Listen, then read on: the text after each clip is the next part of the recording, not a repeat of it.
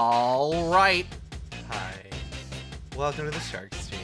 My name is Gage. How are you? Hope you're doing well. It's Tuesday. It's the Tuesday before the new Star Fox game comes out. Your new old Star Fox game. And it's also the Tuesday where Deltarune Chapter 5. Oh my god, Deltarune tomorrow.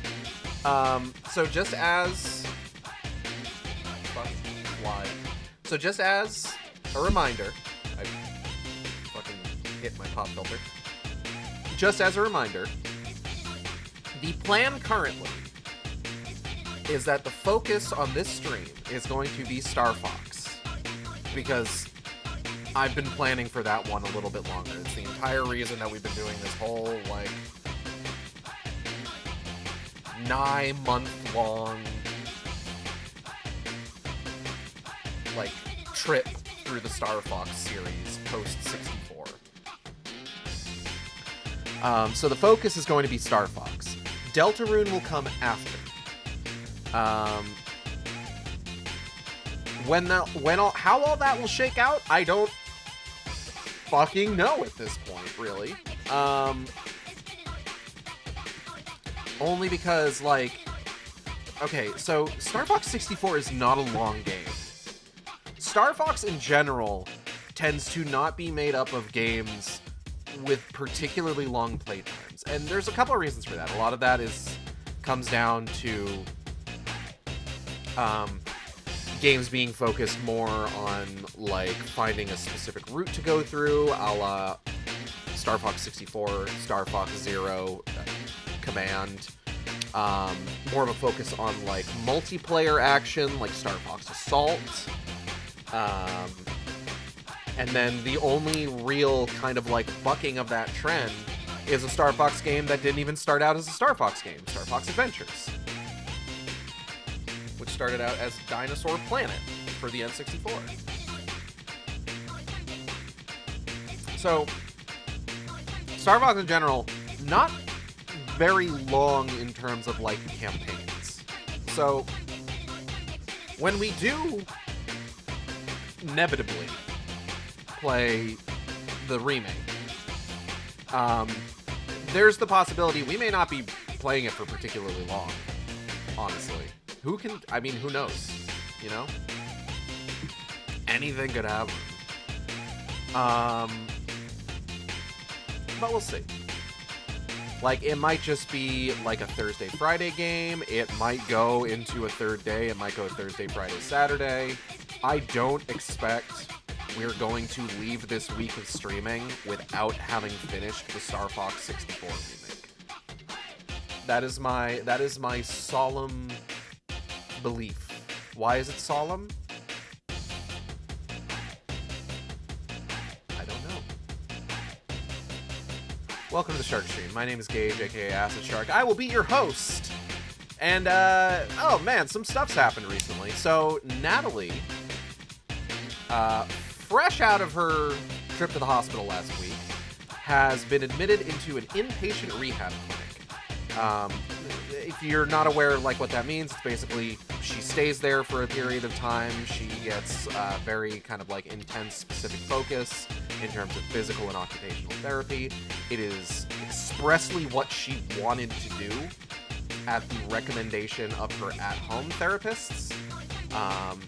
So we are all wishing her a nice time and a good recovery. So she's there right now. I miss her, but, I'm going to be visiting her extremely often. What else been going on?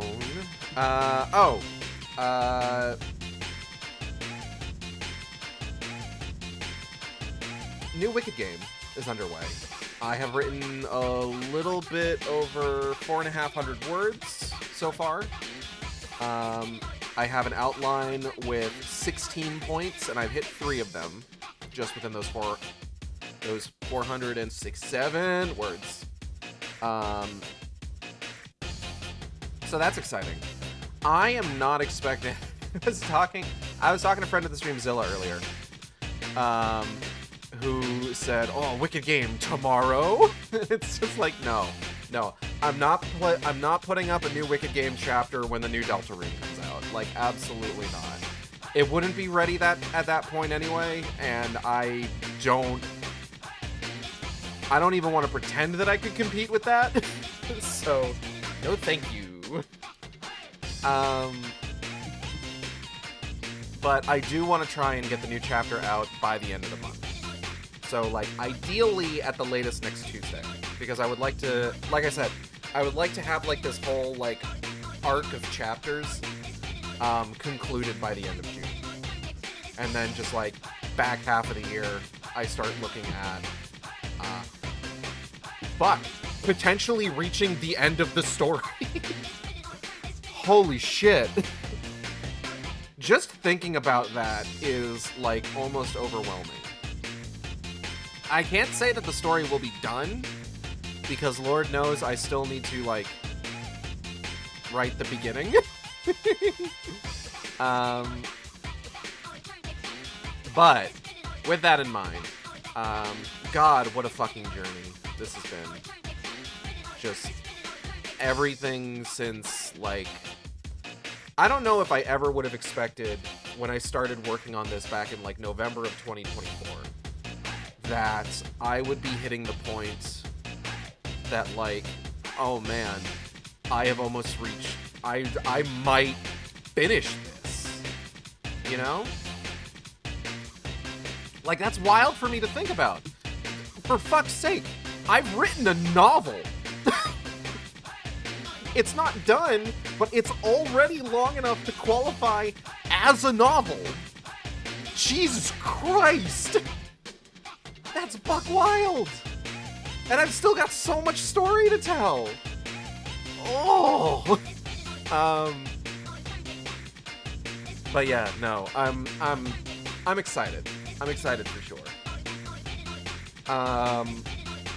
So that's underway. I think Start Writing Writer is currently an available point redeem. So if at any point anyone wants to go ahead, make me write like 100 or so words, you can feel free to redeem the 10,000 points for that. Just as a reminder, that is currently on a 3-hour timer, so it can only be redeemed once every 3 hours. My streams don't often run over 3 hours, but they do sometimes. What else has been going on?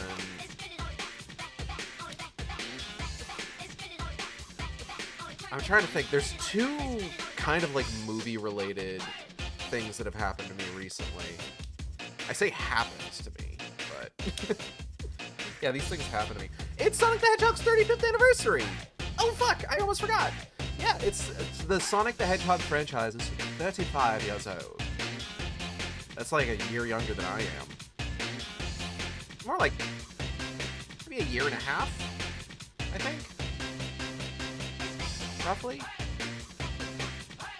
Because like by the end of this year, I will be 2 years older than Sonic Hedgehog. I'm going to be 37 this year. God, I'm in my late 30s. You know how wild that is to think about? Fucked up. But yeah, there was a whole live stream today. I gotta say, like, okay, as somebody who has been a Sonic fan his entire fucking life, it has been really nice. See, like, I'm not gonna, like, be like, oh, the franchise is in the best place it's ever been, and I mean, like, kind of is. Frontiers, really good. Sonic X Shadow Generations, really good. The movies have been great.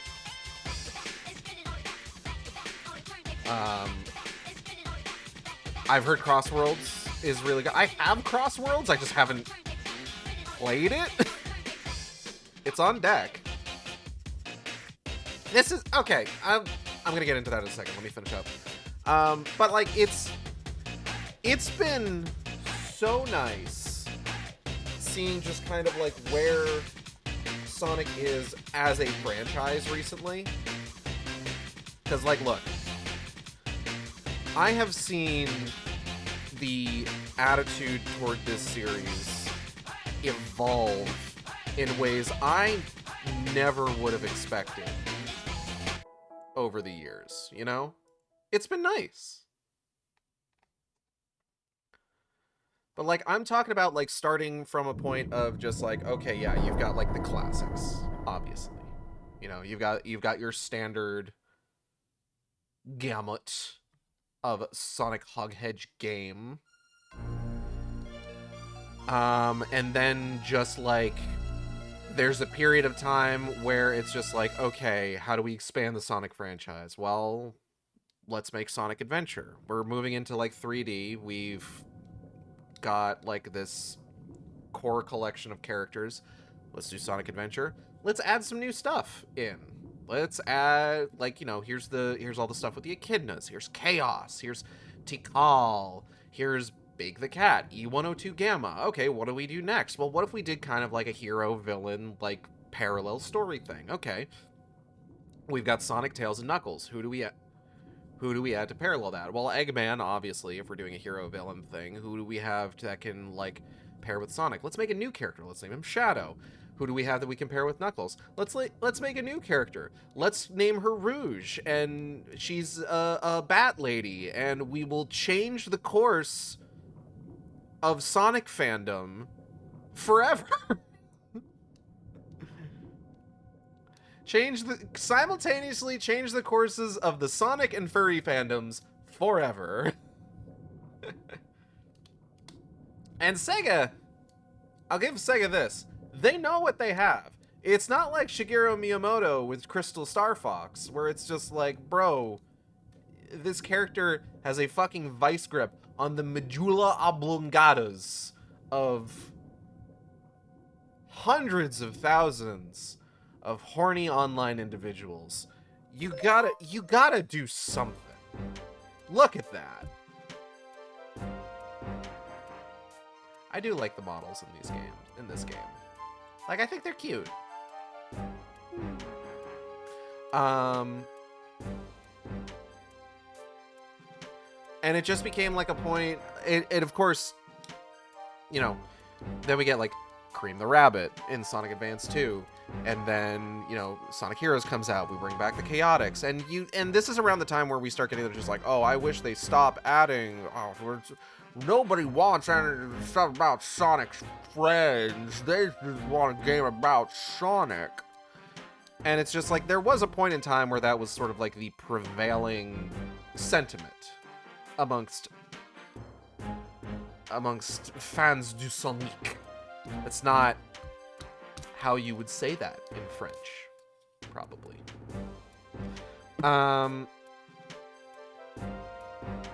So then, like, you know, after probably, like, you know, Sonic 06, where it was just abysmal dog shit.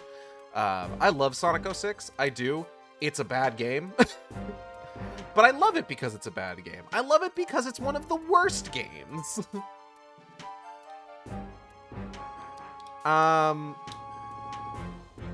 So after Sonic 06, of course, you know, there's the desire to course correct and course correct hard. It's just like, okay, what did we have in Sonic 06? We had so many characters in Sonic 06. We had Sonic, we had Tails, we had Knuckles, we had Amy, we had Silver, we had Blaze, we had Shadow, we had fucking E123 Omega, we had Rouge, we got Eggman's here, we got Mephiles, we got Princess Elise. There's so much here. And then, yeah, it's just like, okay, we need to course correct because people are pointing out that we're just like, you know, the cast has been getting bloated. We need to bring back what people love about Sonic. God of War style beat 'em up gameplay. Sonic Unleashed. Oh, man. No. So Sonic Unleashed comes out, and it's just like they do this whole globe-trotting thing, and they do reduce the cast down. In terms of, like, your classic Sonic characters, you've got Sonic, you got Tails, you got Amy. Chip is here. Chip is pretty much the only new addition to the cast. You do have the Werehog, and I mean, like, Werehog's fine, I guess. But, you know, it's another, like, oh, Eggman's messing with forces beyond his comprehension again. Oh, that Eggman. But again, it's pretty standard Sonic fare overall. And then you pare it down further, and you get Sonic Colors. Sonic Colors, it's just Sonic and Tails. Eggman's there. Sonic Lost World, Sonic, Tails, Knuckles and Amy pop in every so often. Eggman's there. You get the Deadly Six. No one likes the Deadly Six. But hey, if they want like good villain, if they want like a bunch of villain representation in a Sonic game, Deadly Six is about what they have to work with until they get Surge in something properly. God, I hope they bring Surge into the games. But we're getting to the point where a lot of the folks who grew up with like stuff like Sonic Adventure 2, Sonic Heroes, Shadow the Hedgehog, Sonic 06, they're becoming bigger and bigger voices in the Sonic fandom because they're becoming more and more online. And they're talking about how just like, hey, some of these Sonic games, like, story-wise, spectacle-wise, they're kind of boring. And it's just like, it's just Sonic and Tails and Eggman. Like, can we... There's such a huge cast of characters. Some of these characters are some people's favorites. People fucking love Blaze. People love Rouge. Fucking Shadow. Like, there's a reason you put Shadow the Hedgehog in the stinger of Sonic the Hedgehog 2, the movie. Because people fucking love Shadow. Shadow will put butts in seats. And by God, did he ever. But yeah, you have a lot of people who are kind of like crying out about the fact that like, hey, we haven't really seen a lot of these characters in a while. What if we brought them back? Like, Sonic's friends should be in Sonic games again. So we get Sonic Generations. Still nominally Sonic and Tails is the focus, but you do get a lot of good representation from other Sonic characters. You know, Shadow's there, Rouge is there, Amy, Knuckles, the Chaotix, Blaze, Silver is back. Oh, well, yeah, no, Generations came before Forces. Silver's back. And it's just like, okay, we're getting Sonic's friends back. Cool. Can we get a story? Like a proper story with stakes. You know, something more akin to like the adventure games, to Sonic Heroes, Sonic 06, etc., etc. And they tried. They made Forces. Forces was an attempt at a bit of more of like a mature storyline for a Sonic game in that era. And I may want to make out with Infinite with tongue, but the game didn't do very well. Which is unfortunate. I gotta commission that sometime. Anyway, what was I talking about? Sonic. Fast forward. We get Frontiers. And we have the current era of Sonic that we're in. And the thing about, like, a lot of, like, the previous Sonic era, like, everything up to Forces, is that there was a pervasive sort of self-deprecating irony about it. Just, like, throughout the sort of, like, social media aspect of being a Sonic fan. Like, Sonic social media, like, okay, like, I will fully admit that for the time that, like, a lot of Sonic social media really started popping off, the ironic self-deprecation was maybe a little bit needed. Sonic wasn't in a great place, and it felt like kind of recognizing that it wasn't in a great place and sort of, like, bouncing off of that was, at the time, not necessarily a bad idea. But it manifested in very strange ways. You know, I don't think there's, like,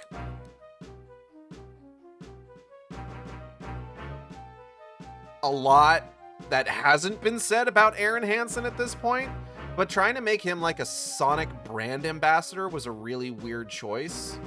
Like, part of me gets it. Like, I remember the classic Game Grumps Sonic 06 playthrough as much as anybody does, and how it never finished because, I don't know, JonTron couldn't stop saying racist things during the recordings. I don't know what happened.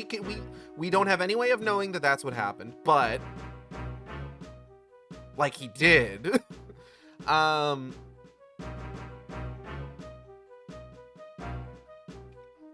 Regardless.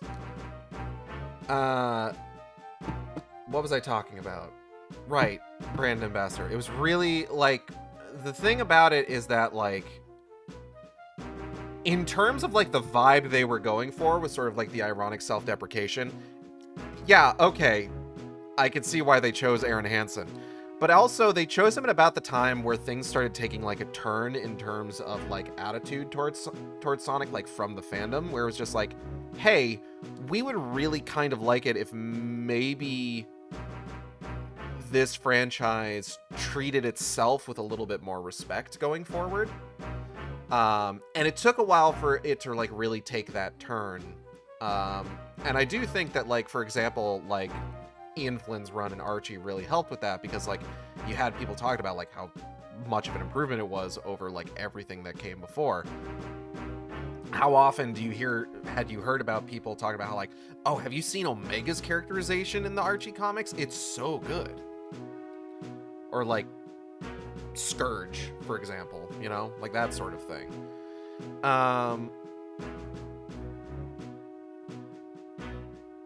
So now, like, so after a while, we ultimately entered into this era of, like, kind of Sonic branding itself, where it's a lot more like, hey, people genuinely really like this series. Not in an ironic way, and in a way that is, like, it's a beloved series. I forgot about the fucks. It's a beloved series to a lot of people. We should probably start kind of acknowledging that, maybe. Just saying. Take a sip. So, like, when they have the Sonic the Hedgehog 35th anniversary live stream today, the energy, goofy as hell. It is very blatantly a live stream service. We're not talking, it wasn't pre-recorded, that it was being, like, debuted or anything. It was a live stream. Shit was happening live. They were dealing with, like, technical issues live. And there was stuff during, I hit my pop filter again. There was stuff during that live stream that, like, you never would have seen this sort of shit, like, a decade and a half ago, you know? Sorry, I got something sitting on my computer tower.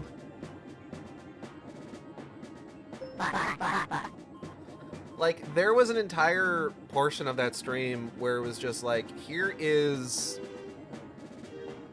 everybody present for this stream, everybody who is involved in the stream, going up and giving a half-baked PowerPoint presentation about what they felt was the Sonic story that had the most impact on them.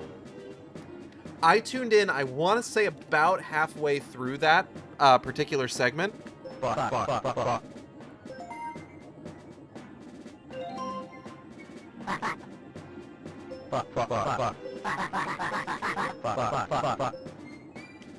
tuned in about halfway through that particular segment, and the one that I tuned in on was basically someone saying just like, hey, the Sonic story that had the most impact on me was Sonic and the Black Knight. And I'm just like, I don't think, if you went back to, like, 2011 and were like, hey, in 15 years, Sega is going to host an official Sonic anniversary live stream where they're going to have somebody go up and say, without a hint of irony, that their absolute favorite Sonic game and favorite Sonic story that they have ever played, and that still sticks with them to this day, is Sonic and the Black Knight.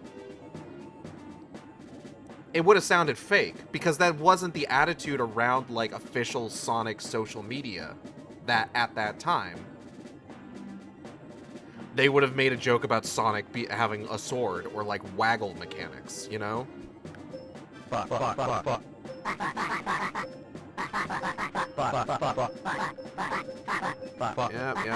Yep.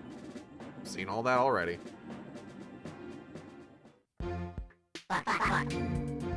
I'm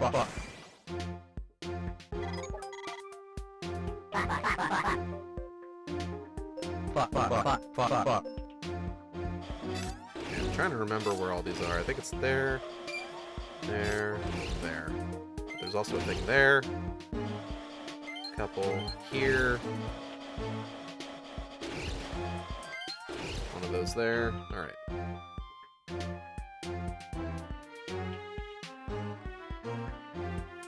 And then, like, the two presentations after that was Tails saving Station Square in Sonic Adventure, which, okay. And then Sonic Unleashed, with a specific focus on how much... This one was done by, like, a VTuber who was, like, a guest on the stream. And that one in particular had a focus on how much that VTuber loves Amy Rose. I know. Calm down. I need to actually, like, switch my TV over to this. And it's just like, you never would have seen that back in, like, the 2010s. Like, that's wild to think about. It's just like, this is how far this series has come in sort of like the public eye, where it's just like, now we are getting like people who are like genuinely fans of this franchise going on an official live stream and talking about how just like, yeah, this series genuinely means a lot to me. It's nice.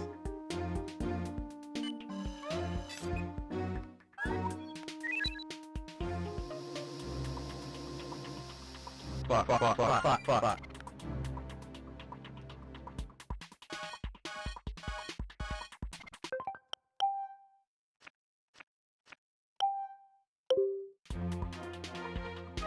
All right, let's go.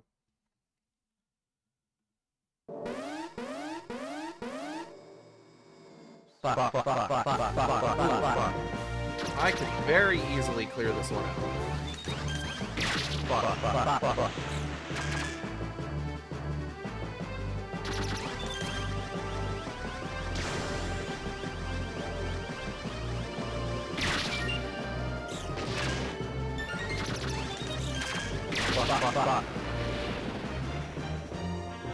Okay.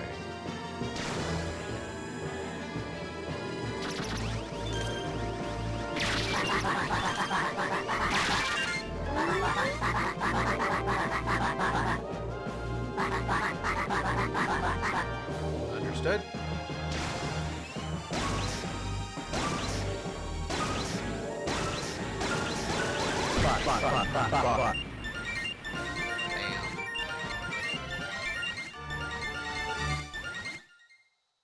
Just like the vibes during that whole stream were really nice, where it's just like, okay, we're genuinely sharing like a love of this franchise. They had a string sextet where like they were playing like Sonic track, like beautifully rendered covers of Sonic tracks. And one of the standouts was his world. Like, what? Like, that's wild to me. That, like, yeah, we've got a string sextet on deck, and they're gonna play one of the most beautiful renditions of His World you've ever heard in your fucking life. His World, from Sonic the Hedgehog 2006. The game that made the series a laughingstock for like 10 years.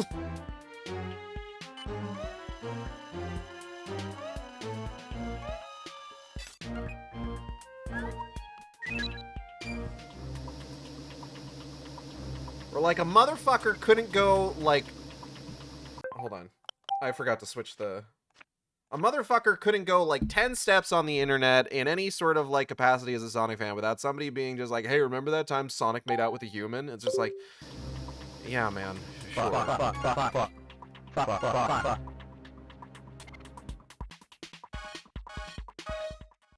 didn't even realize that there were... Oh, wait, no, I did run over those enemies. That's right.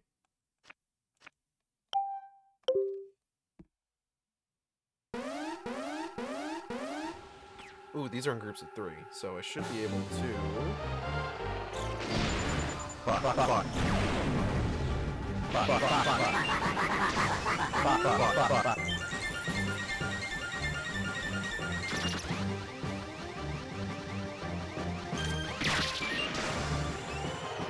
not.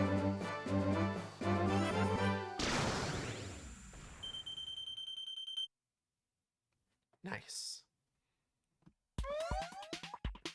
Like, again, it's something you never would have seen, like, in the 2010s. Because Sonic was a laughingstock at that point, and any sort of, like, social media presence that Sonic had was capitalizing on the fact that it was a laughingstock.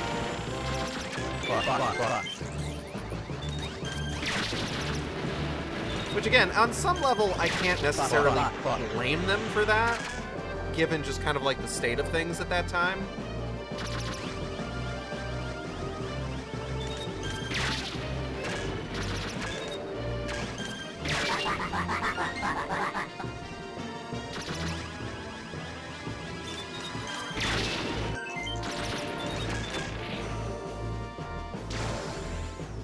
That being said, it is nice. It is nice that they don't need to capitalize... Hold on.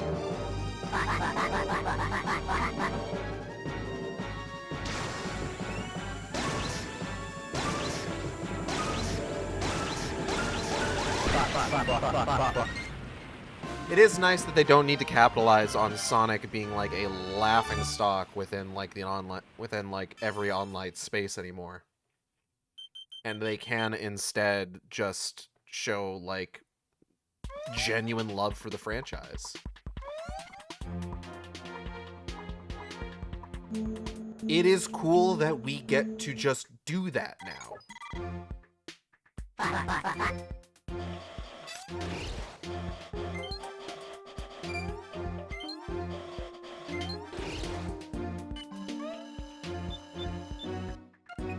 Nope.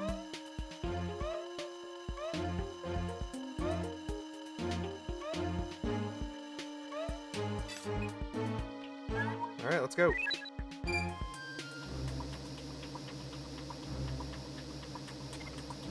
Oh.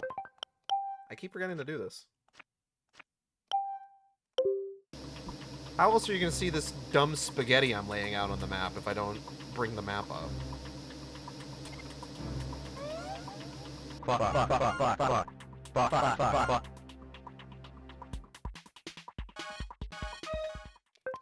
I don't know. It warms the heart. It warms the heart to see. Is what I'm getting at.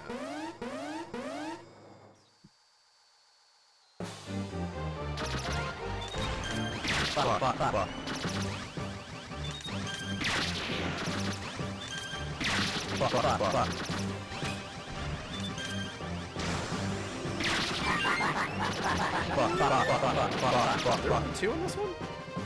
Yep, shit, I guess so. Oh.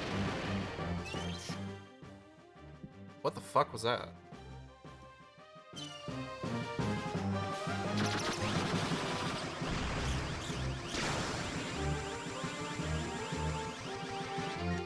Stick with me now, game.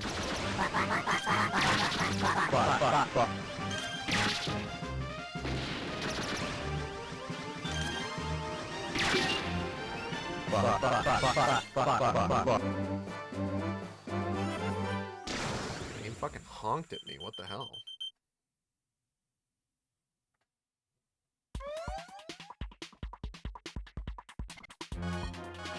Next up. Okay, these ones I remember. I think they're in like groups of 5. Yeah, so they clump together. Should be. Oh. Fuck, fuck, fuck. Fuck, fuck, fuck, fuck, fuck, fuck. Fuck, fuck, fuck, fuck, fuck, fuck, fuck, fuck, fuck. And we're done.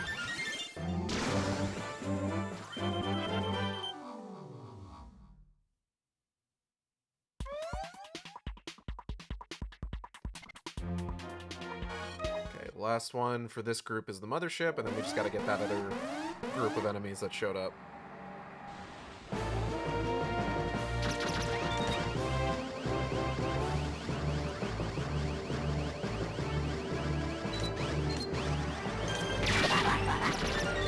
Fuck, fuck, fuck, fuck.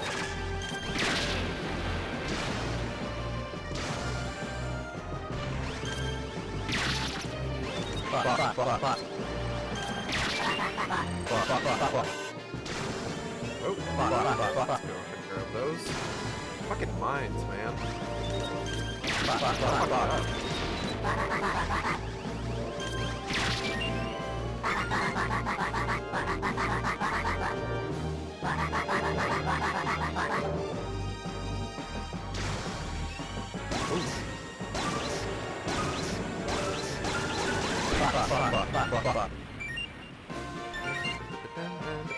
Wow, wow, wow.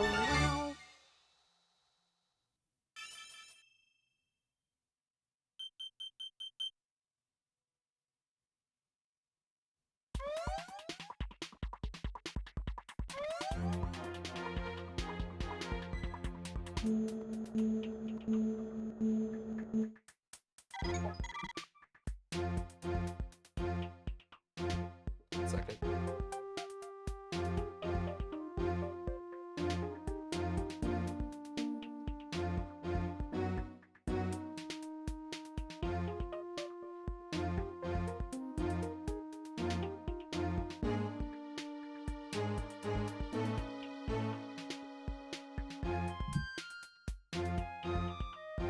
Okay. 1, 2, 3.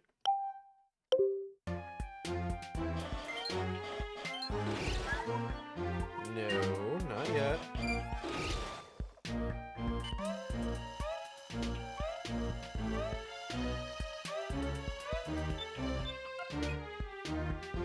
Nah.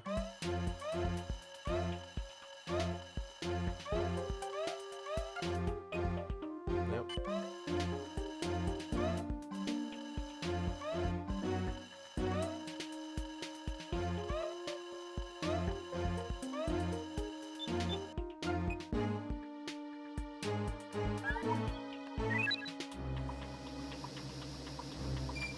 There we go.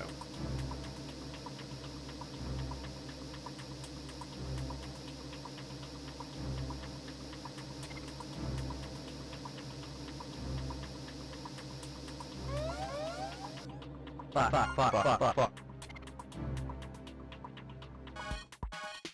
I should probably try and clear this one perfectly to get an extra missile going into the next level, honestly. It'd be nice. It'd be useful. Without a doubt. There's 9 of them.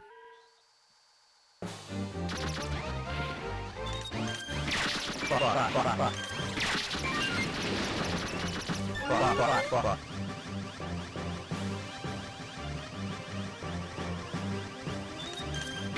Fuck, fuck, fuck.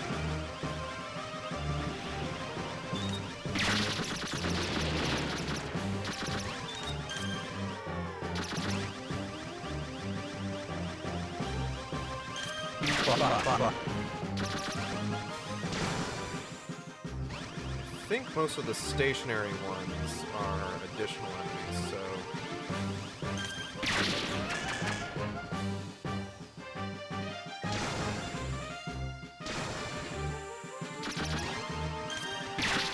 Fuck, fuck, fuck, fuck. Fuck, fuck, fuck, fuck. Fuck, fuck, fuck. Here you go, guys. Have fun. Fuck, fuck. Oh, wait.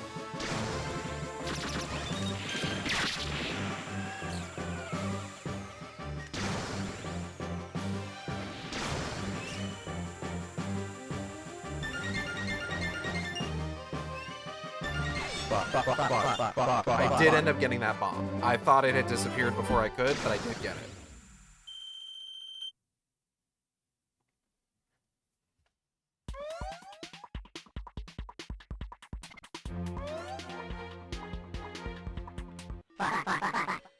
On course, Piccolo. This is just the beginning. Let's move on. Mission compris.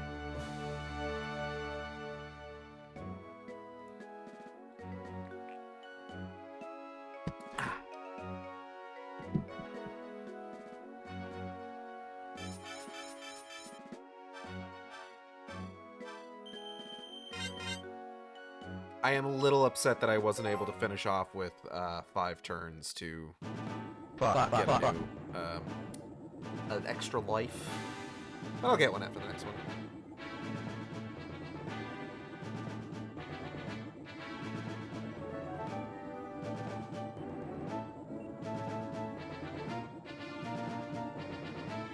Okay, sorry, I gotta pull up the route here. So we're going to be doing Attack the Advanced Guard, where we will be paired up with Dash Bowman.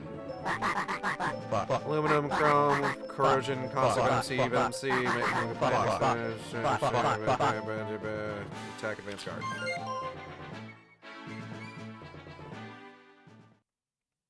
Decision time.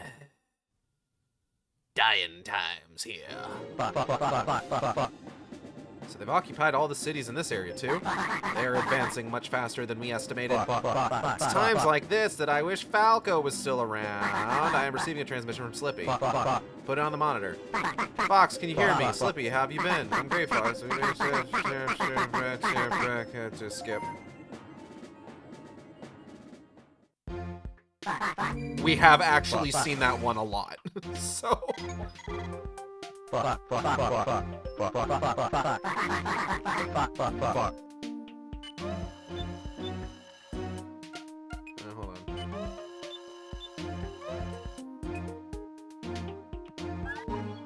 Let's go.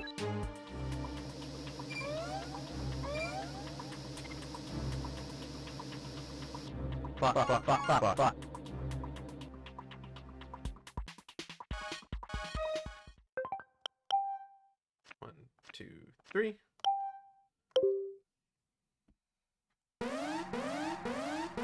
Big Bomber Boys.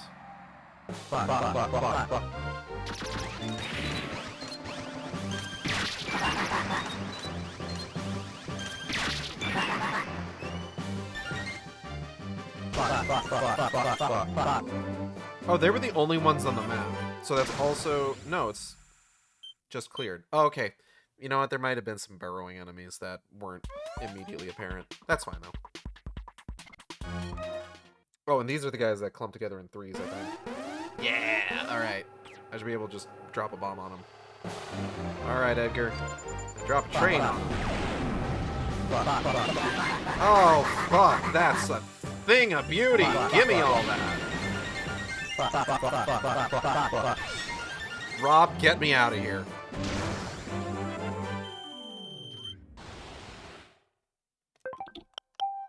One, two, three.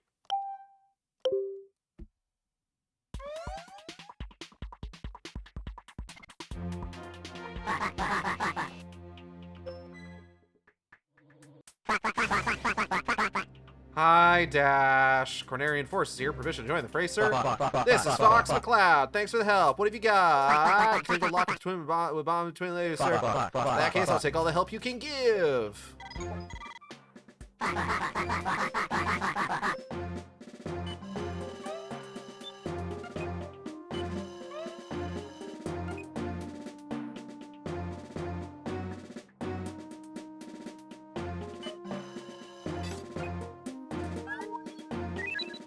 I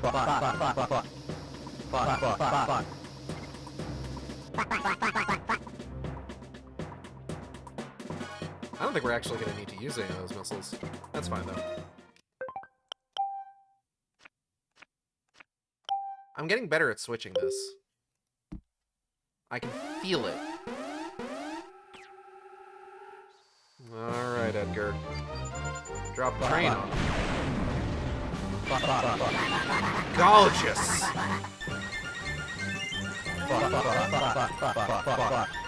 Get me out of here. I don't want to see any of these fucking people ever again.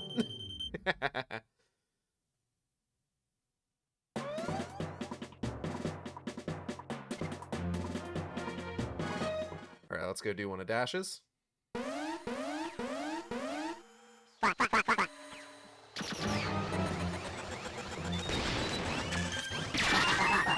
Ooh.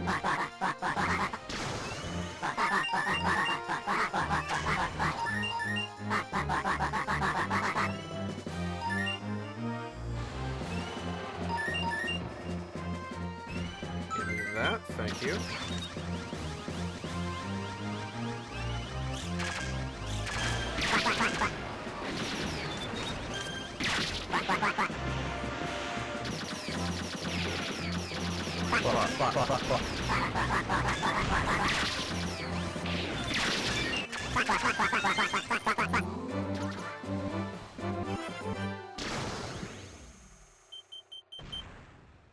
I have 320 seconds of flight time. That's great. Alright,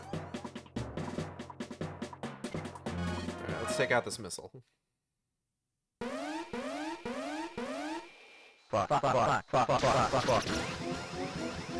this is a swirly one.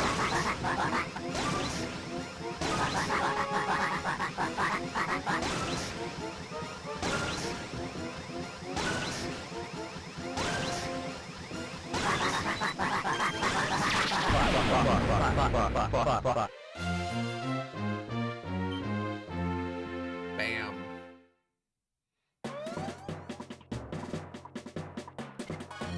Back to Dash to kill some starfish.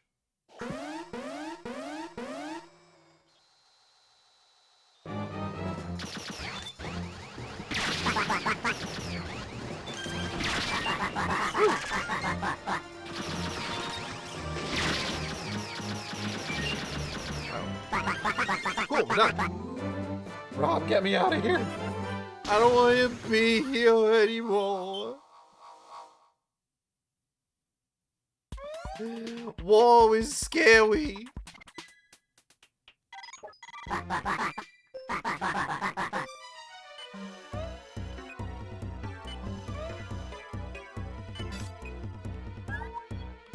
Alright.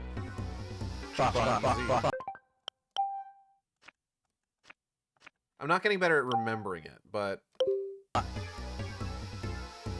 you know. Ooh.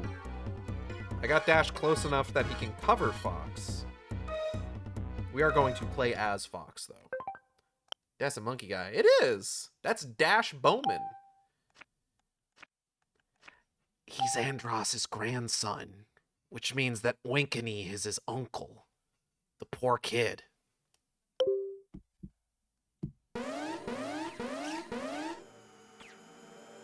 That's a Dash. True.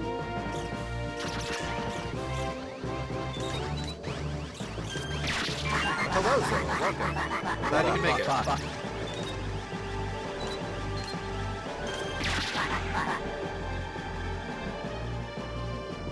Oh, it's right behind me, isn't it? He's related to Pig Guy? No, not Pig Guy. There's the... We'll go over it in a second. Hold on. I gotta kill this dude. 1 second. I have to shoot this man.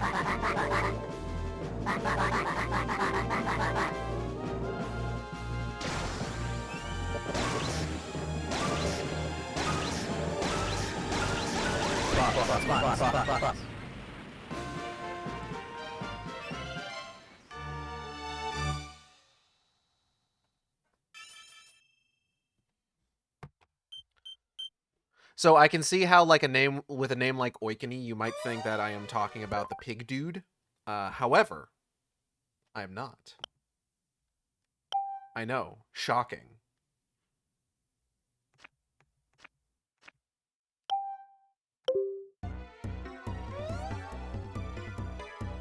But basically, the original Star Wolf from Star Fox 64, or I guess even sort of going back to Star Fox 2, even though they had some of them had different names in that one.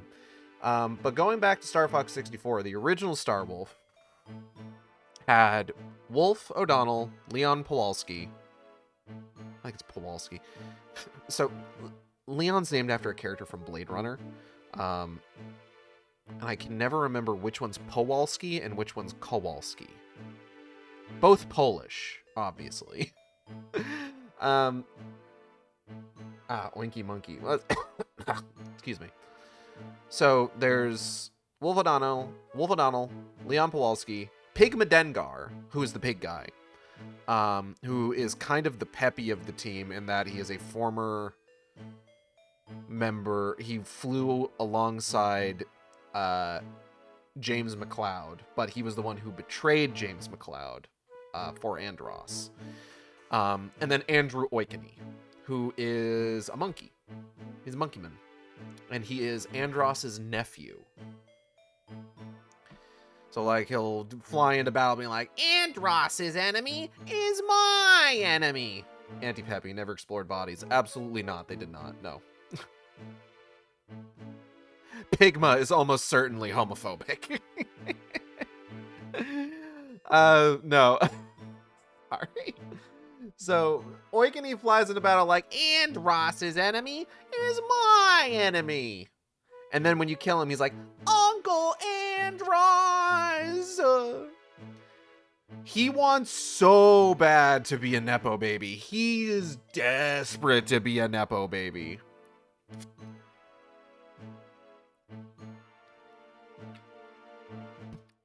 Alas. He's just kind of a punk-ass bitch.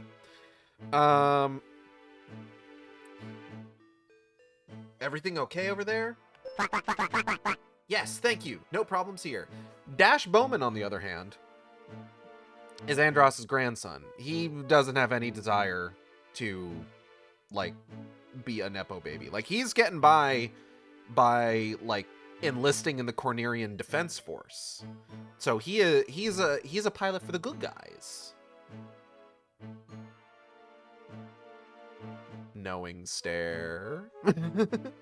That was tough on my own. Thanks for the help. I need to be going, so I'll say goodbye here. Take care. Maybe we'll see each other again. And we will. Mission compris.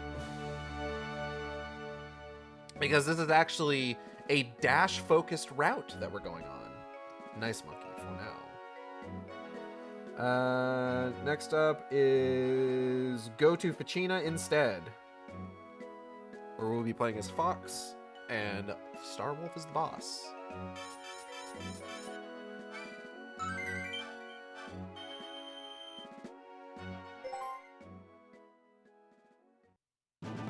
I have determined Falco's current position. We can meet up near the asteroid belt. Should we call in Slippy? Calling him in will increase his help on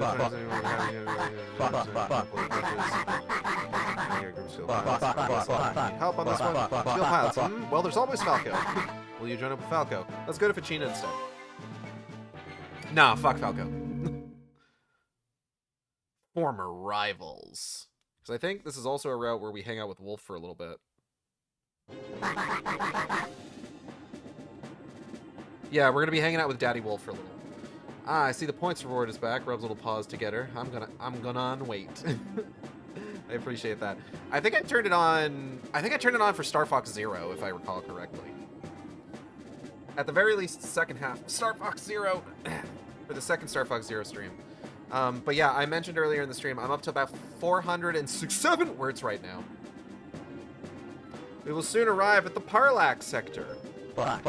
Send a signal on the encrypted channel. Who exactly are you looking for? A rival. Someone I'd like to fly with one more time. Are you considering Wolf O'Donnell? Nothing wrong with your intuition, Rab. I think Wolf is lurking around here somewhere. The chances of him wanting to assist our cause are approximately 7%. 7%? No! Also die. And then the Great Fox explodes. Well, we won't know unless we ask. Enemy sighted.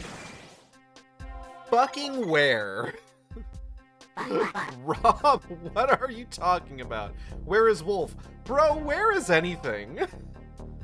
It's definitely somewhere in this sector. Let's look him up once we've taken care of all the enemies. I do not feel this is an advisable course of action. Understood. Shut up.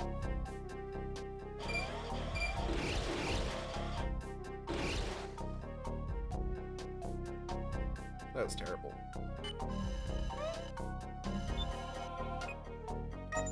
Fuck that guy.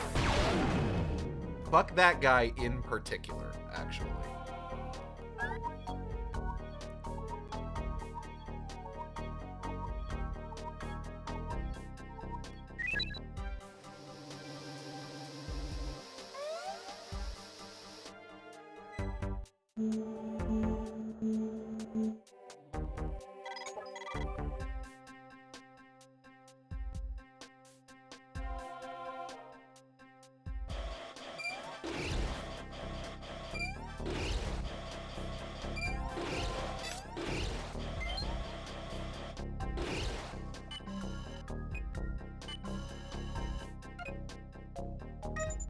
Fuck this now.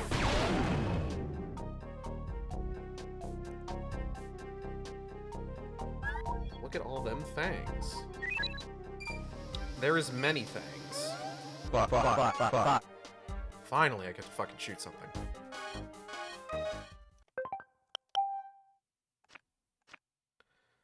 So I have the conclusion to a saga that I have been undergoing since the beginning of the year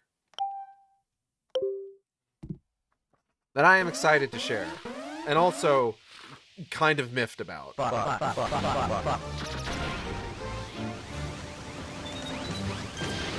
Motherfucker.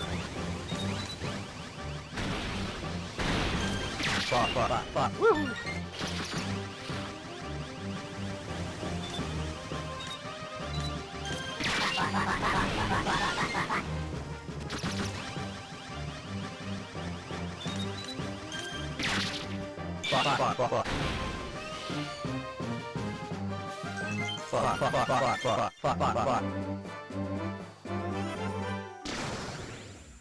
So earlier this year, I saw the cinematic masterpiece Return to Silent Hill in theaters. And I liked it. I had fun with it. It's not a great movie, but I had fun with it. And most critically, it is a movie that I can look at and see what the director was going for and analyze it based on that, which is sometimes better than if a movie is just strictly good or strictly bad.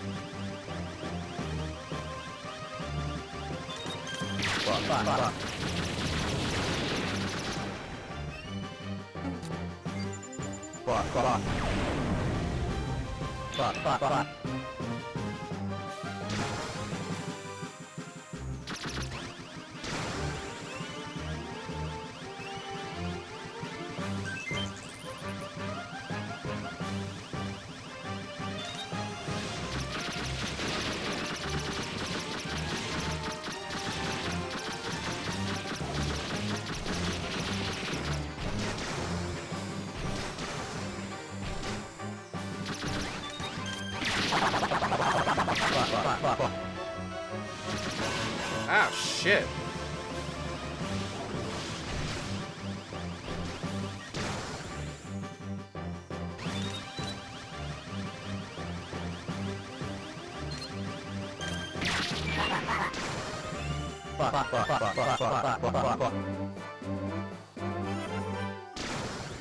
So, being such a fan of this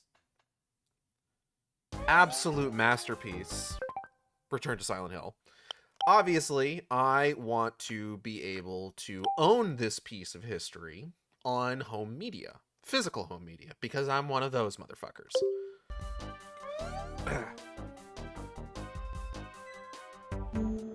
So I eagerly await seeing what kind of offerings this movie. Give me a second, Rob. I eagerly anticipate seeing what kind of offerings this movie will have for physical media. And it doesn't disappoint. They do, in fact, announce that there is a, what's the word I'm looking for? A steelbook copy. And I'm just like, ooh, I love steelbooks. I collect the fucking things when I can. So I'm just like, okay, I'll order a steelbook. I order the steelbook from Amazon. And then I find out, oh, wait, the Walmart version has a unique slipcase. I really like the look of the unique slipcase. I will instead change my pre-order to being from Walmart. So I change my pre-order to being from Walmart. I keep an eye on information about the home media release of Return to Silent Hill, and I find out, okay, it's going to release in mid-March. Mid-March comes around. I get a notification from Walmart that my delivery has been delayed, and my delivery has been delayed until January of 2027, which sounds like a placeholder date because they don't know specifically when it's going to be available. And I'm just like, okay, I'll just wait.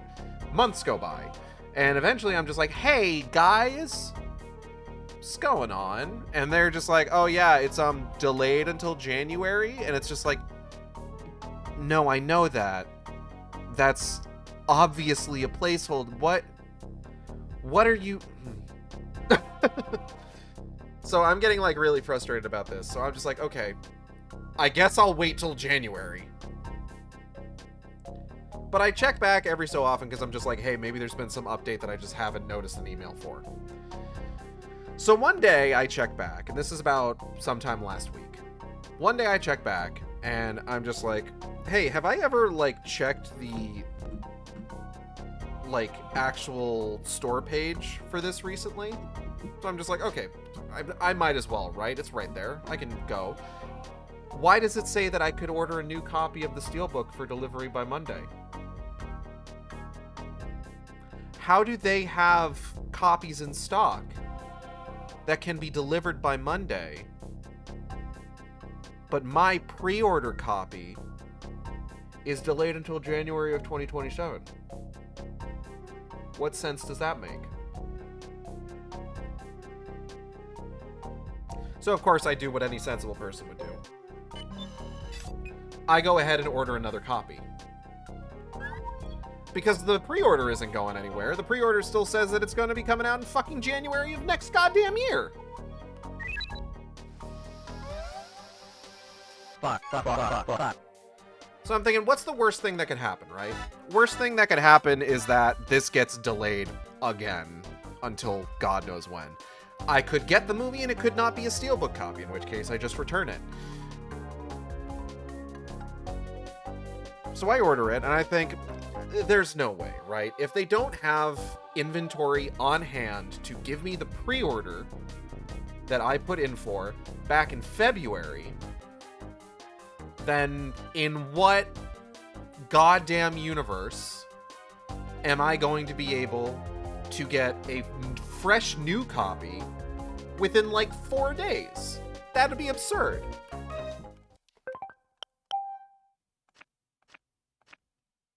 So it arrived a day early on Sunday. And it is a Steelbook.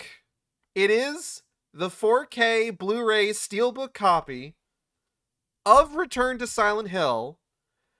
The same one that I was supposed to have pre-ordered back in February. That was supposed to get here in March and was delayed until January of next year.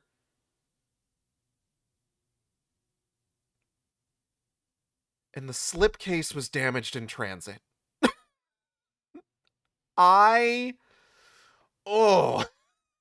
was just, It's not a terrible damage. There's a small tear on the left front corner of the slipcase. It's not enough for me to fall into fucking despair over. It is really funny that after all of that, I finally get the fucking thing. And the entire reason that I ordered it from Walmart, the unique exclusive slipcase, is damaged. It is a really nice steelbook, though. I've been hearing stories. I've been hearing stories about how the Blu-ray release of Return to Silent Hill has fucked up audio track, where it's not the audio track that was released in theaters. No idea what that's about. No idea if my copy has it. If I recall correctly, I think there was supposed to be a corrected version that went out, and I'm wondering if maybe that has to do with why my initial pre-order got delayed or not. I haven't watched it to compare it to the digital copy that I have, which is the theatrical version. And I mean, like, I'm all up for an excuse to rewatch Return to Silent Hill for the 6th time this year. Or is it 7? 6, 7? Anyway.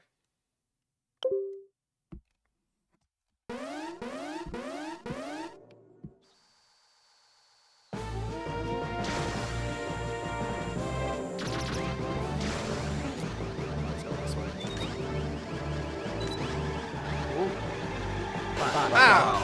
Beans. I thought I cleared that. Damn.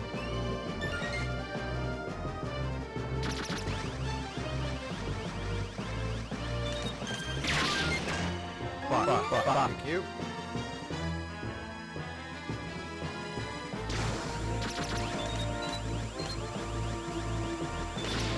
Ow, fuck.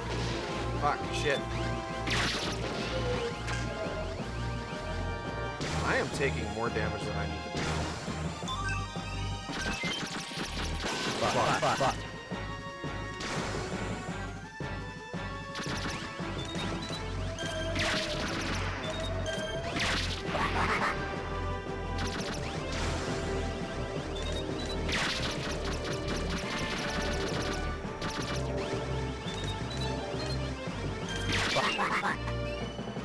Thank you. 69.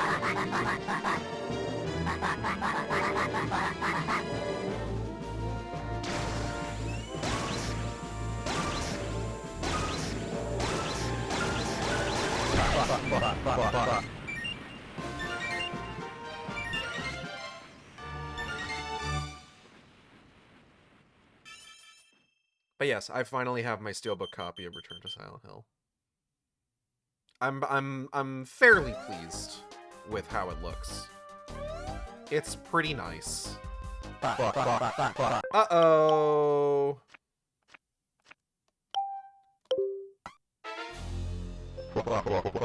Daddy Wolf!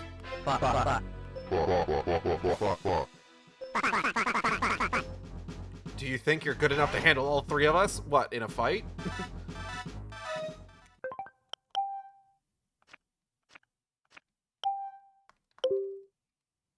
The milkman himself. What?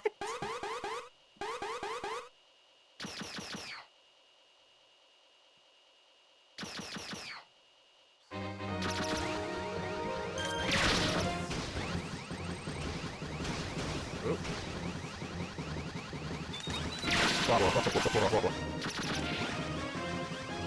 I need some help immediately. Please give me help. That works too.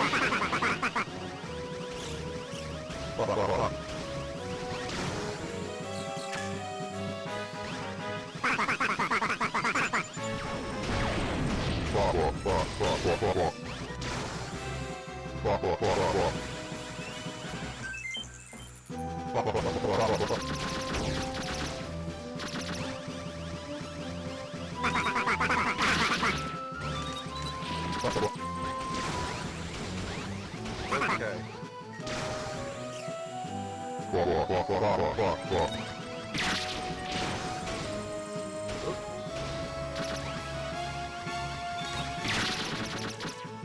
Oh, I gotta get out of here.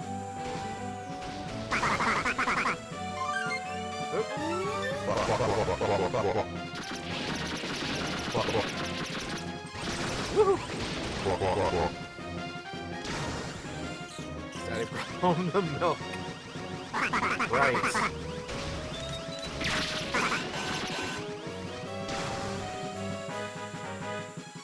We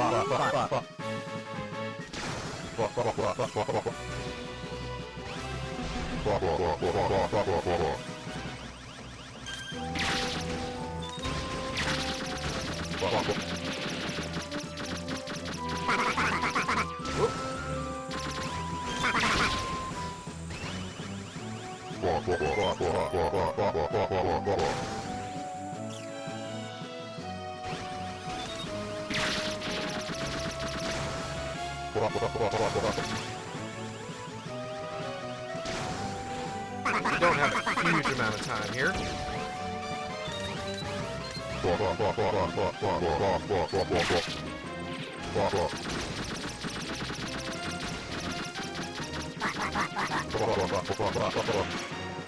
Alright, it's one down.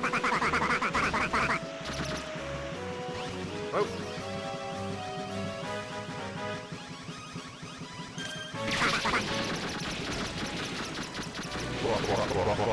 That's two down.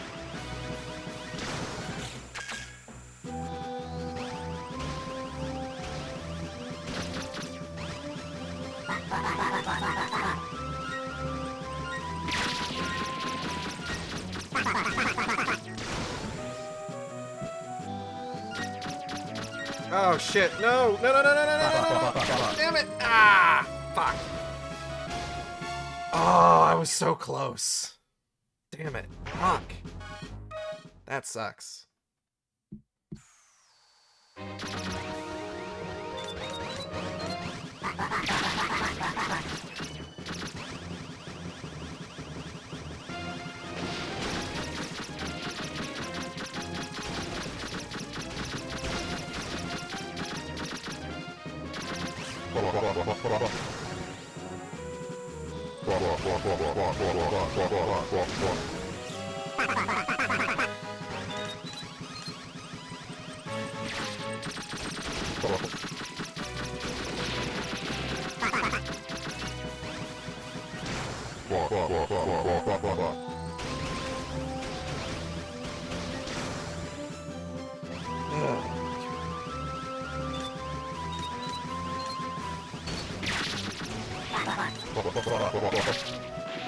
One down.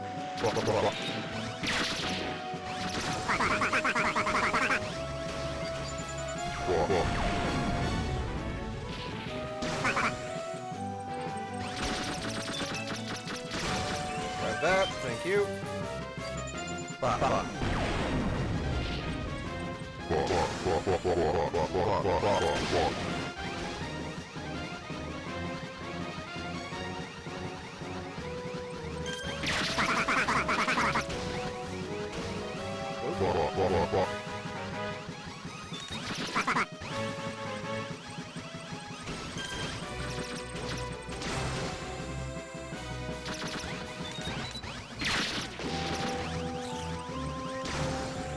Oh man.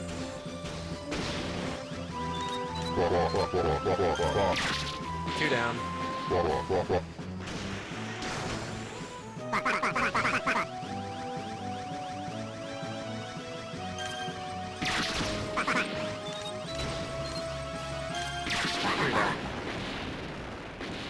Done.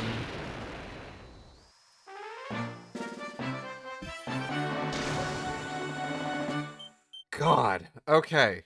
The other thing that happened this week, movie related also. So, Fandango at Home, which is one of the primary digital movie platforms that I use,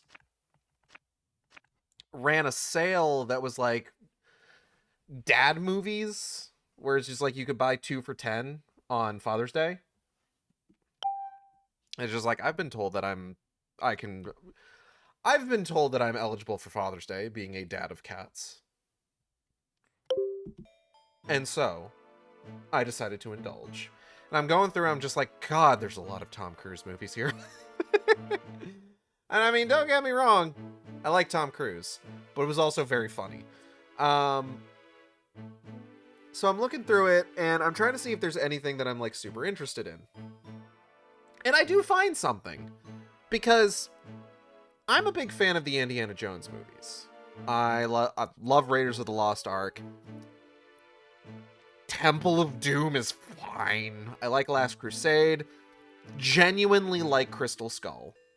But I've never seen Dial of Destiny, the most recent one, the one directed by James Mangold, the one that had, like, no involvement from Spielberg or Lucas. But I heard it was bad. I heard it wasn't very good. Apparently it's got like a 71% on Rotten Tomatoes, which is like fine, actually. But I did have issues with it. I'll get into it in a moment. So I'm just like, you know what? If I can get it for $5, then sure. Because it's a 2 for $10 deal. So I add it on, and then I also get Overlord, which I've heard is a really fun movie. Gonna check that out another time. How's that? You ready to talk now? Actually, Panther did not lose. He merely grew bored, and cram it, Fuzzy. We all got whipped. Take it like a man. Bah! I hate losing. Hate it, I tells ya. Mission Humphrey. So I decide to finally check out Indiana Jones and the Dial of Destiny. Because I like me some Indiana Jones.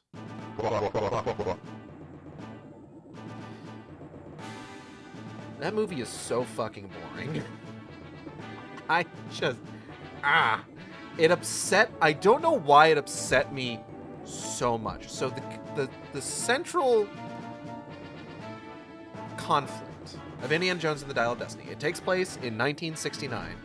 The main villain is a former Nazi who was brought to the U.S. as part of Operation Paperclip, which is a real thing, and that, like, they also discuss in Captain America: The Winter Soldier.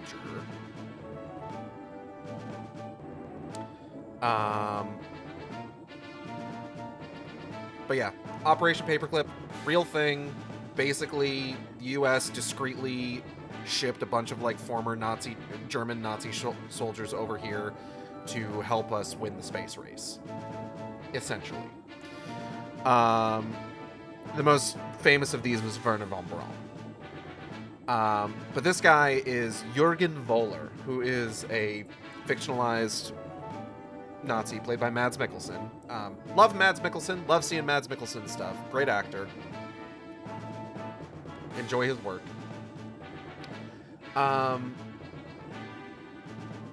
The opening of the movie is about what is essentially a 20-minute... Sonic's NMH is now following. Thank you for the follow. Welcome to the Shark Stream. I hope you have a good time here. I'm talking about how I didn't like Indiana Jones and the Dial of Destiny. Thank you for the sub. God damn. Appreciate you. Did you show up in the middle of an ad? You might have. But thank you. I really appreciate that. Where was I? Okay, yeah. Prologue of the movie. The prologue of the movie is essentially a 20-minute short Indiana Jones film that sets up the plot of the rest of the movie. And it's kind of fun. It does feature what is essentially a digitally deep-faked young Harrison Ford's face supplanted onto another actor's body. It sounds like he's voiced by current Harrison Ford, so it's kind of like old Harrison Ford's voice coming out of young Harrison Ford's face, and they haven't quite figured out how to do the lighting on the face properly, so it's very uncanny. It's not rendered particularly well. But it's a fun little 20-minute action romp where it's just like there is... Oh, shit! Okay, so you follow, you subscribe, and then you raid with a party of 6. Welcome, raiders. My name is Gage, aka Acid Shark. I'm a variety streamer here on Twitch. Hope you're all having a good night, and I hope you enjoy your time here on the Shark Stream. We are playing Star Fox Command. Sorry, I just wanted to see the response to the raid, and that's why I sub. Fair enough. Thank you for the raid. Thank you for the follows. Thank you for the sub. Thank you for everybody who's dropping in. I am nominally playing Star Fox Command, but I'm currently talking about how much I didn't like Indiana Jones 5. I'll put a pause on that and we can get through this cutscene and get to some gameplay. Hello, AK4. Welcome. You've become quite the skilled fighter, Fox. Keep your promise, Wolf. Help us. That's probably real. Yeah. I'm not so down as to join up with you and your ragtag band. But what the hey, I've got no other offers. Might as well throw in with you. Sonic's Raid. Hello, Mr. Crab X10. Welcome to Shark Stream. Is the NMH for No More Heroes? That's a good question. I do like No More Heroes. But I'm gonna get paid, right? Sure, Wolf. I'm grateful, but I still expect a lot. Hey, don't get the wrong idea about me. This is strictly business, nothing personal. Yes, it is. Nice. A fellow gamer of taste.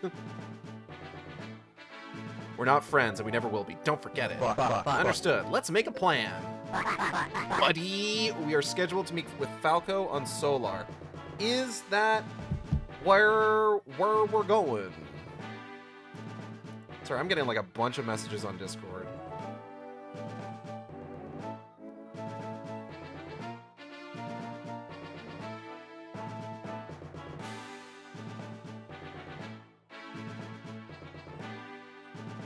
Anyways, I was just playing Star Fox Zero for my Star Fox Marathon, where I played all Star Fox games and had myself for Star Fox 26. You did that too? Oh man, I just finished. Okay, so I started this end of May. I had played Star Fox 64 forever ago, right? I played that forever ago on stream. Wasn't really interested in playing it again with the remake coming out. I also played Adventure forever ago. But I really wanted to play Adventure again. So at the end of May, I streamed through Adventure, I streamed through Assault, I did a bunch of endings for Command, got Star Fox Zero in over this past weekend, and we're pivoting back to Command to get to do another ending, because I've got one more stream between Star Fox Zero and Star Fox 2026, and I didn't want to play Star Fox Guard, because I don't like Star Fox Guard. I do not like Slippy's Uncle Grippy. Oh, I did it in release order. That's more or less what I did too. Oh, except I didn't do Star Fox 1 and 2. I just did... I'm garbage at SNES games, if I'm being entirely honest. Guard before Zero because it's short. Yeah, I do not gel with the gameplay of Guard, so... You know.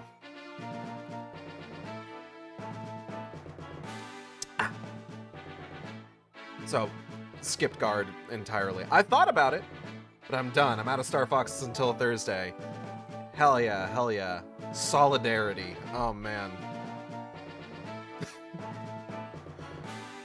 I don't suppose you're also a Deltarune fan who is really upset to find out that it was releasing the day before and you'd have to wait to stream that because you already planned to stream Star Fox 2026. Because that's what I'm dealing with.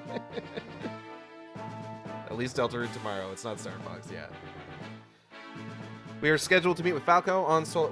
I fucking forget. Well, that second half is correct. First half is like, I mean, I don't care to wait. I was a little pissed because I'm just like, oh, I gotta wait. I don't expect I'll have to wait very long just because, like, I was talking about this earlier in the stream. Star Fox campaigns are not particularly long. I don't expect I'm going to have trouble, like, knocking out Star Fox 2026 particularly quickly. Oh, I don't have any choices to make for a couple levels. So we're just going to Solar. Great pilot, do a great job, signing a check, show up, do what you want, Rob Pilot, Solar. Do you mean the fucking sun? The red hot planet. Do you mean the fucking sun? Oh man, but me with Command was a struggle. I'm so sorry you struggled. I love this game, and I feel like I've been doing really well. I had a fucking clutch-ass fight against the Anglar Emperor using Panther. And then I also... God...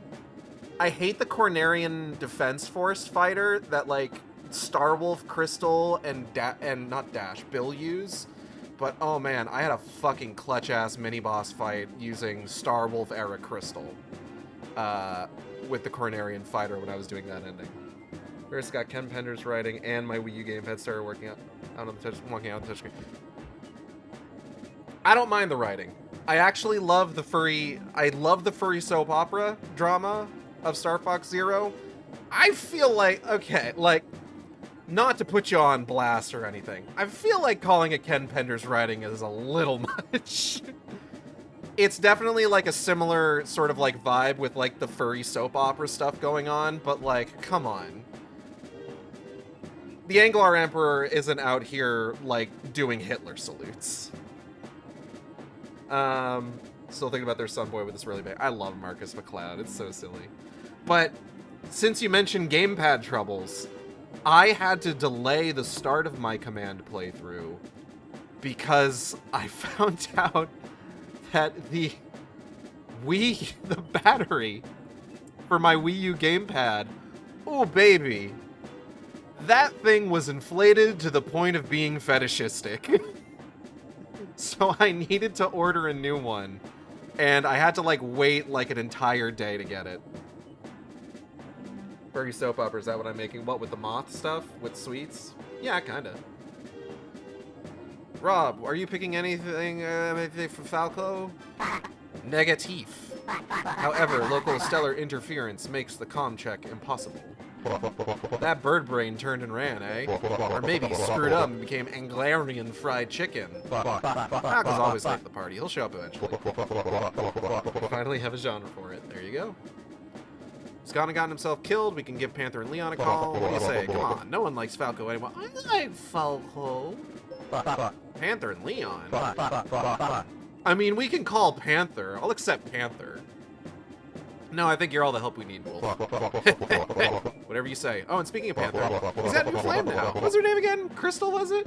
That being said, I love Command's gameplay. It's successor to SF2 and it's on the go. Pretty great. And speaking of someone who played it for the first time last week, Command is really fun to play, honestly.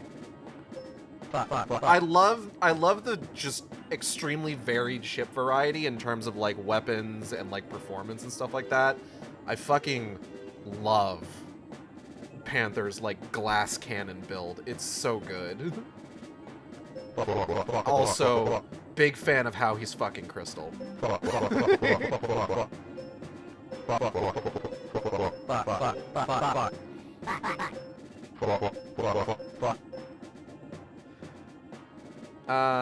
what was I talking about? Indiana Jones 5.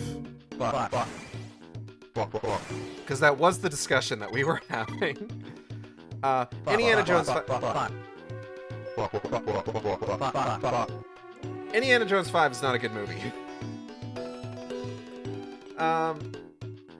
As soon as that like first 20-minute prologue begins and we get into like the proper plot of the film, it's just really boring, honestly. Like, okay, say what you will about like the quality of Crystal's skull and like how goofy its story gets. The fridge nuke is admittedly exciting. Are any of these endings technically canon? No, unfortunately, because we never got a follow-up.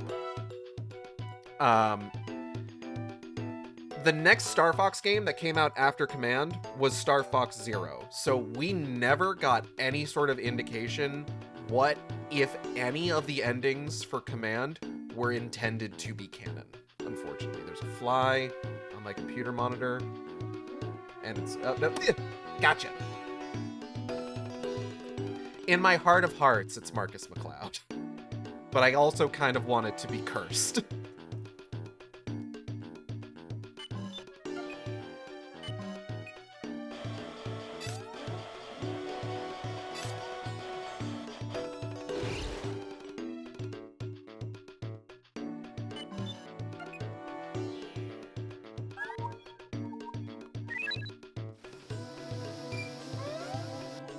Wow, that guy just like went right by me. What the fuck?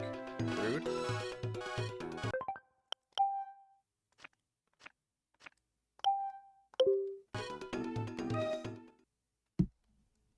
I didn't really like the cursed crystal ending. I do like that one, quite frankly.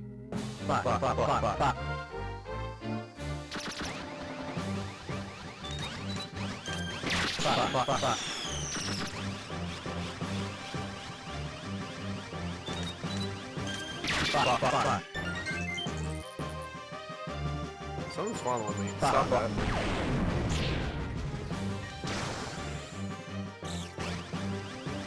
Ah, there he is. Whoa! Whoa!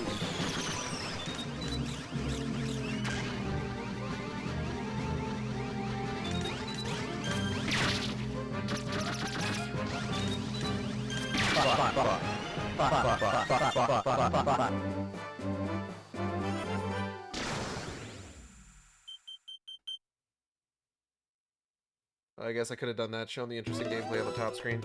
Yeah, it's kind of the way that I'm doing it is kind of a balancing act, just kind of like swapping between the two of them. I just did sideways with the Wii U gamepad setup. You know what? Fair. It's a bit cumbersome having to like swap between the different kinds of displays. Oh shit, a missile. Okay, well, first off, fuck this guy.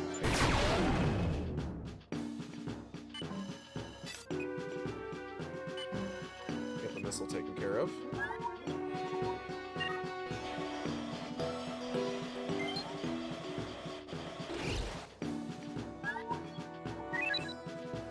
Hello, Kale. Welcome.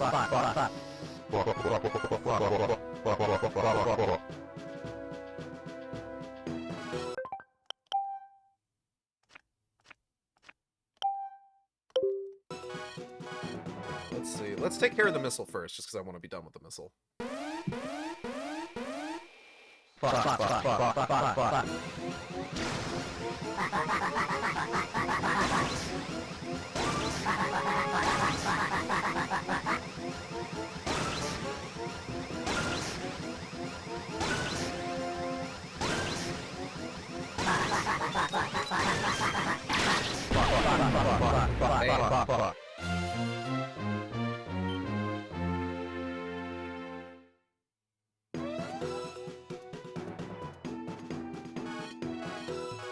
I still can't believe they killed Mutt Williams off screen in Vietnam between movies.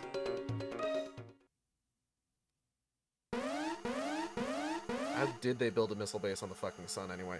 Who knows?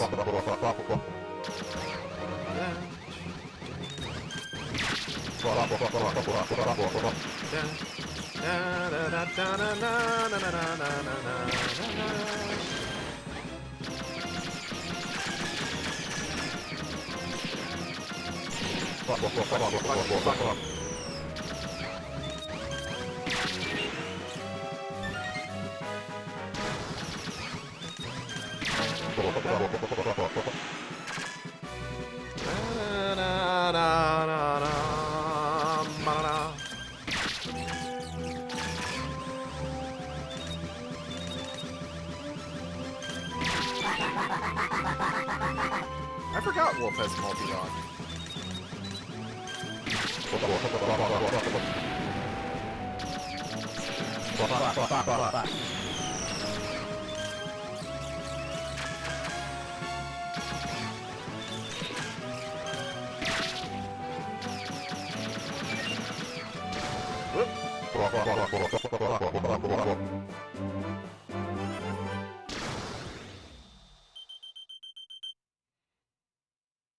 How did Solar go from a star to a planet? It hasn't. It's still just the fucking sun. I don't know. I don't know how it works. It is the fucking sun of the Lilith system. The red hot planet.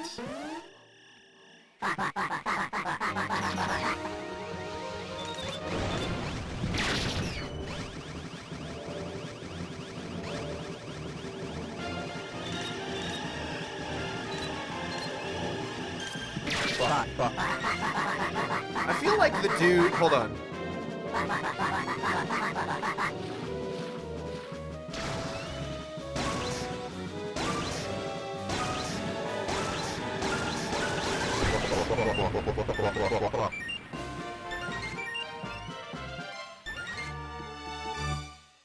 Calling it a planet, it was like, bro, it's not a planet. No, see, it's like a hot Jupiter or something. I feel like the dude from that like clip from that like I want to say it's like some sort of fashion reality show where it's just like blood orange, please, it's fucking red, where it's just like red hot planet, please, it's the fucking sun.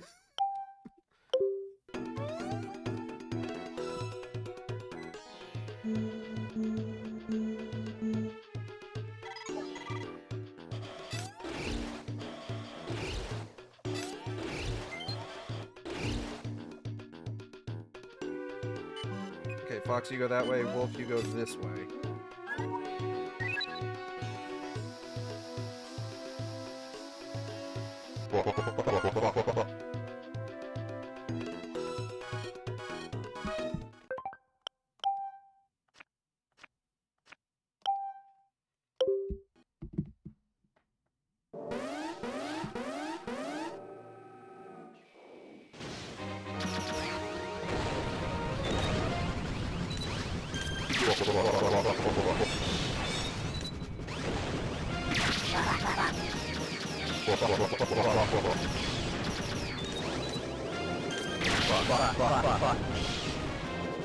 Okay, where's the bad guys here? Oh shit. Rude ass motherfucker. Oh, fuck. Whoa!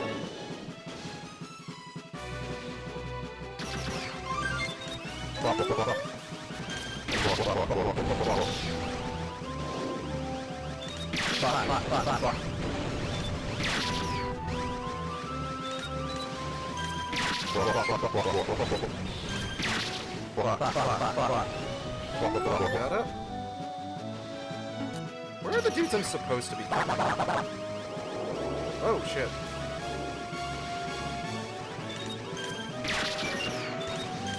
Oh, I got one.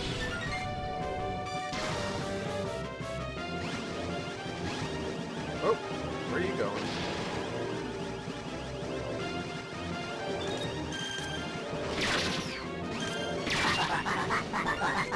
Oh.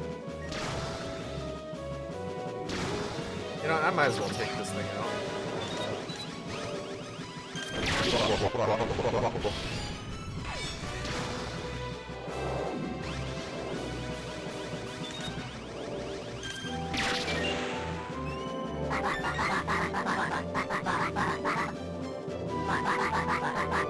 Come on, let me at it.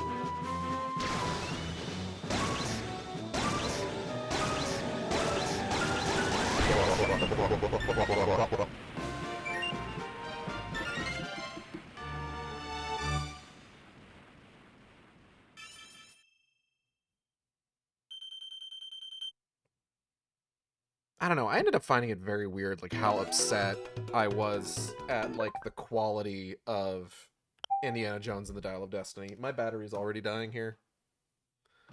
Hold on.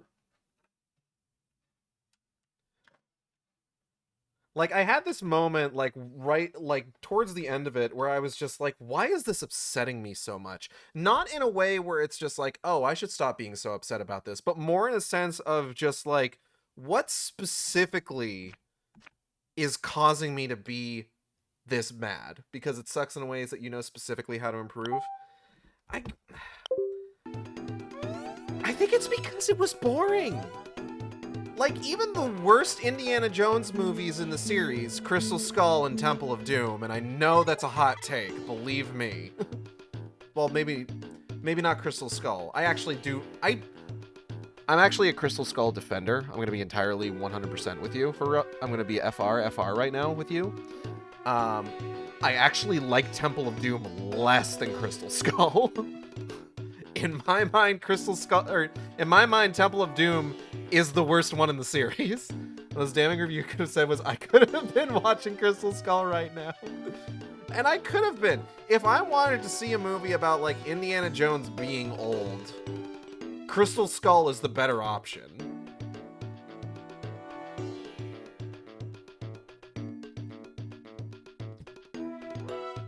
Like, I don't know if they brought on James Mangold to tell a Indy can't really do this sort of thing anymore story because he did a good job of that with Logan or what, but I don't think he nailed this one quite as well, which is unfortunate because I know for a fact that part of the reason this movie exists at all is because Harrison Ford really wanted to make it. Harrison Ford's attitude towards Indiana Jones is the polar opposite of his attitude towards Han Solo, and it's really funny. Temple of Doom has some pretty dumb shit, but also it has minecarts. True, but it's also an abysmal experience. Neither Spielberg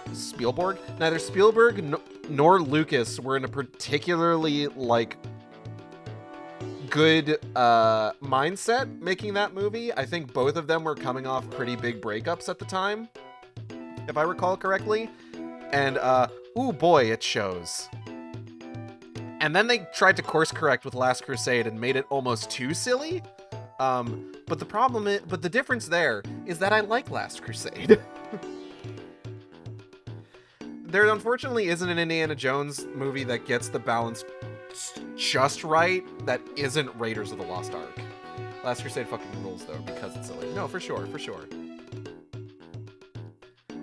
But I'd say in terms of like Indiana Jones movies that get like the balance right of just like serious versus silly, you're not gonna do better than Raiders. Raiders is so fucking good. Oh my god. Sorry.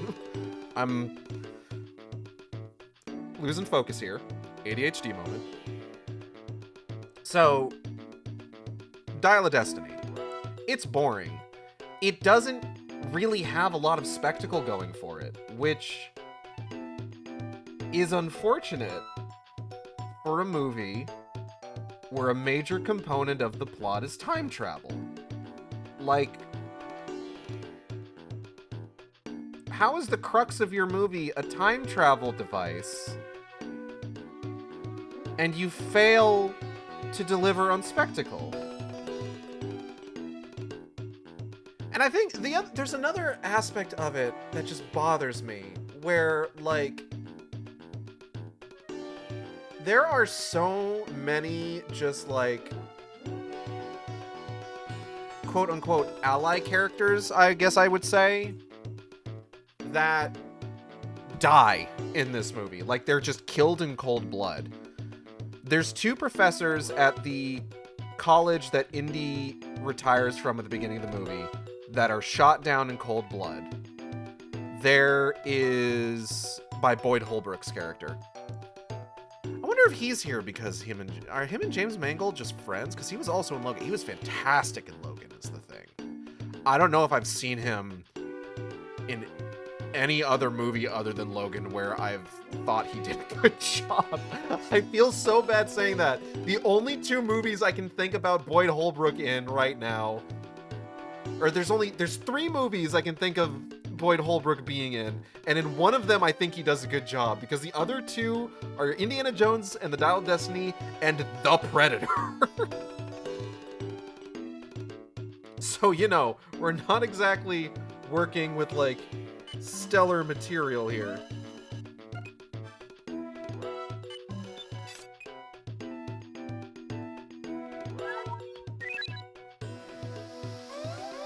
Fuck.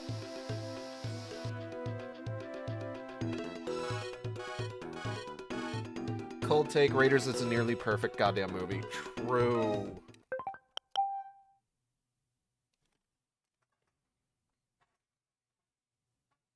Why are you...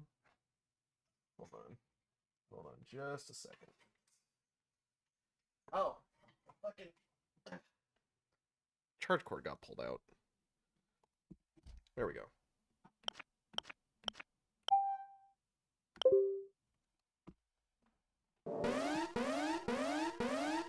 I'm sitting here wondering why the low battery indicator is still lit when I've got it plugged in, and I'm just like, oh god, is it inflating again, big and round? Fuck.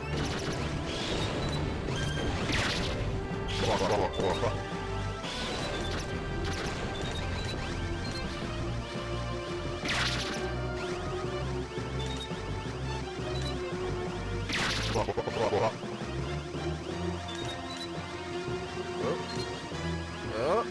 Hey!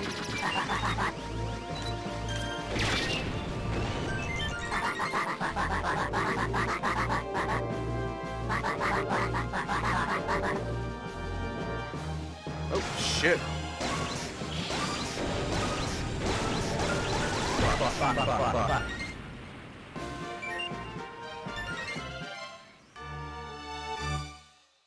Bam.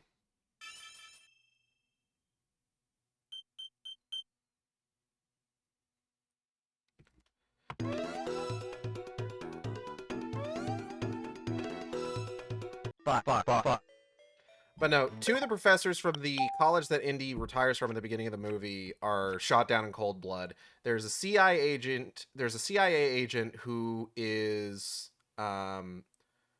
essentially supposed to be like escorting Mads Mikkelsen's character around and bringing him to Washington so that he can get a commendation for helping with the development of the rockets that delivered the moon landing astronauts to the moon. She gets killed when he does the whole reveal of just like, I'm a Nazi and I'm going to make sure that the Nazis win using time travel. So she dies. And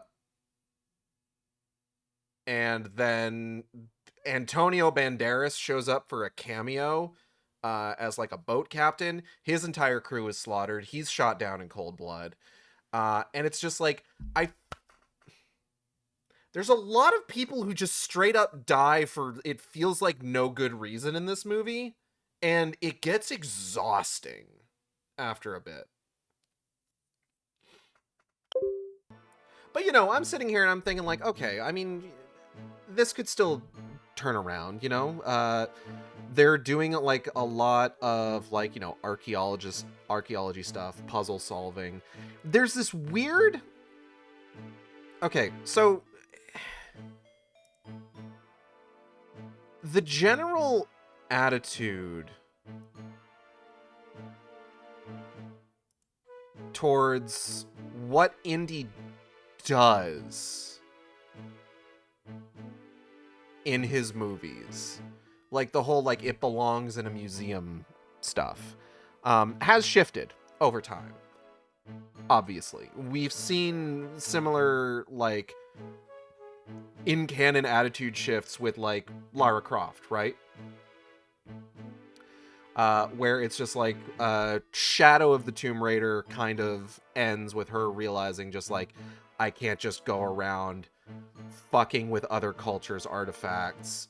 I've got this house full of antiquities that were effectively stolen from their rightful cultures. I should probably see about having some of this stuff returned. So we've seen similar sorts of like attitude shifts. They try to do lip service to that in Dial of Destiny, but don't really commit to it. There is a point where the new legacy character, like Helena Shaw, who is Indiana Jones' goddaughter, who is kind of taking the role of like being sort of like the next generation of this, because his son died in Nam, you see. His son died off screen between movies in Nam. Mutt Williams, played by Shia LaBeouf in Indiana Jones and the Kingdom of the Crystal Skull, enlisted in the US military to fight in Vietnam and died off screen, leading to Indy and Marion to start proceedings for a divorce. Best part of the movie actually was Indy and Marion making up at the end, where like Marion's theme played. It was very emotional. I nearly cried. Marion's actress looks great, by the way, for a woman who I think is like pushing 60 or 70 at this point. I don't know how old she is actually. Hold on. Marion, Indiana Jones, Marion Ravenwood. Oh, what a good fucking name. Karen Allen. 74 years. She looks great for being north of 70. Like, holy shit. He enlisted in Nam. Yes. Canonically, specifically to piss off Indy. according to what he says in the moment that he reveals, like, outright, like, there's bits early on, you see like the folded memorial flag in his dingy apartment. There's a news story about him when they think that he's the one that murdered the two professors at his college, where they mention that he had recently lost his son. How do you pay lip service to Nam? No, what they pay lip service to, so there is a point where he's getting in an argument with Helena Shaw because Helena is trying to fleece people. And she calls him a grave robber. And he, like I said, this goes nowhere. He says he's not a grave robber, but it's just like, I mean, he is. Like, he actually kind of is. Like, by definition, that's what he is. This is what I mean where, like, they pay lip service to it, but they don't follow up. Because that conversation, that topic, goes nowhere. Because, like, the rest of the movie plays out just, like, as normal. He's still, like, all it belongs in a museum, etc., so on and so forth. They find a sunken Roman warship with a bunch of, like, decayed skeletons in it, something that you could conceivably call a watery grave, and they rob it. It's not even lip service, it's a gentle puff of air. Yeah, no, for sure. What bugs me, hilariously, is that, okay, so there's some weird moments in this movie. So when they're going to the sunken Roman vessel in its watery grave to rob it, like a grave robber would, they mention just like, oh, what's in the water? Is that sharks? No, eels. And there's a moment where they try to push this idea that the eels are making Indy nervous because they're kind of snake-like, which feels like such a stretch. Like, you managed to get, like, you're clearly trying to work in Indy's fear of snakes, which is always a good bit. Every single time it comes up, it's a fantastic bit exploiting Indiana Jones' fear of snakes. Using eels for that doesn't feel right. You know? Like, it just, it feels weird. It feels strange. To be sure. It's weak. Yeah, no. Like I said, it's a bit of a stretch. But the other part of it is, so, like, a running bit whenever there's more than one Henry Jones in a movie. Henry Jones Sr., Henry Jones III. Is that the Jones, the Jones line always has a fear of something creepy crawly. Henry Jones Sr., fear of rats. They established that in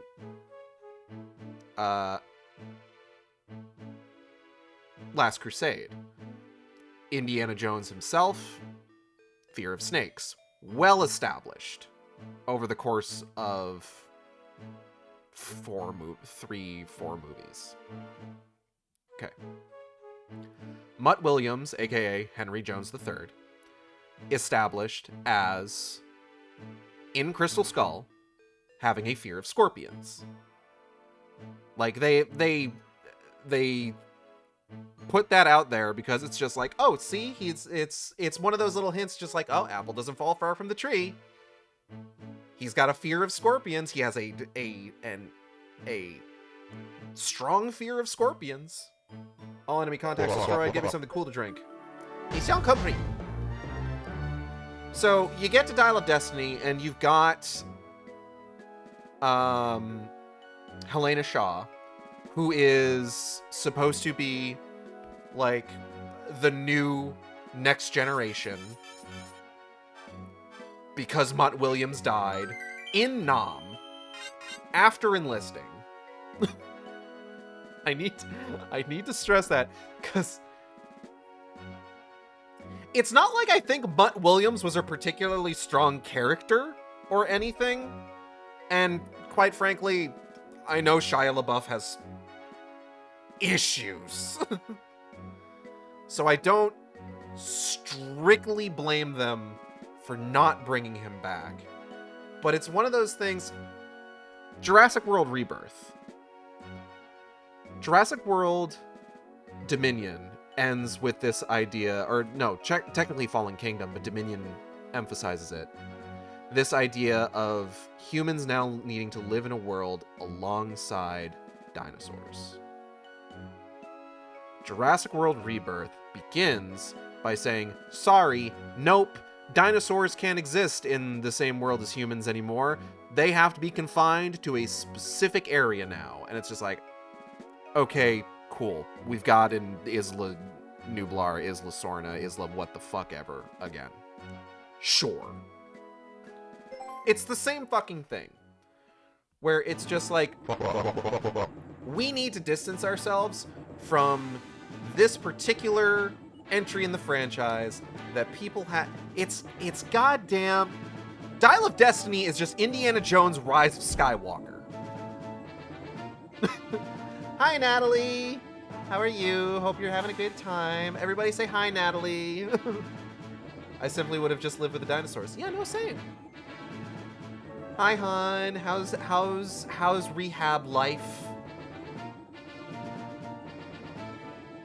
As I mentioned at the beginning of the stream, Natalie is currently in an inpatient rehab facility, living it up, walking around in robotic exoskeletons, like Master Chief.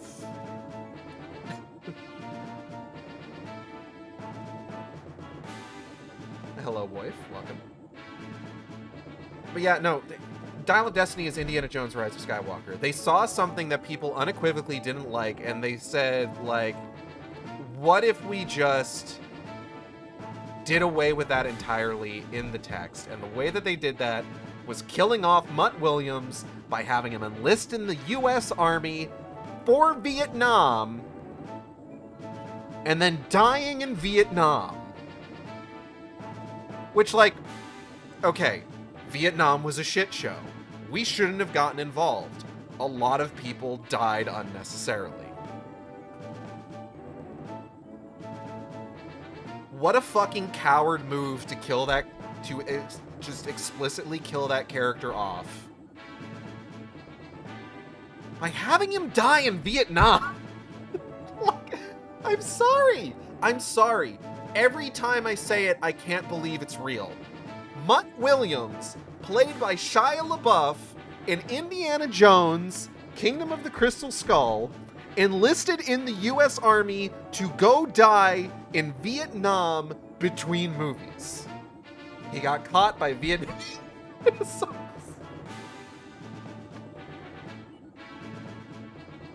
Incredible. Incredible.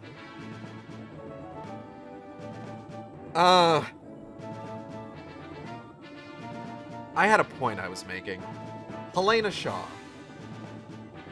exploded Mr. Manhattan's horizon-sized penis. Jesus fuck. No! Dr. Manhattan was still wearing pants in Vietnam. Come on, Kale. He wasn't going dick out yet.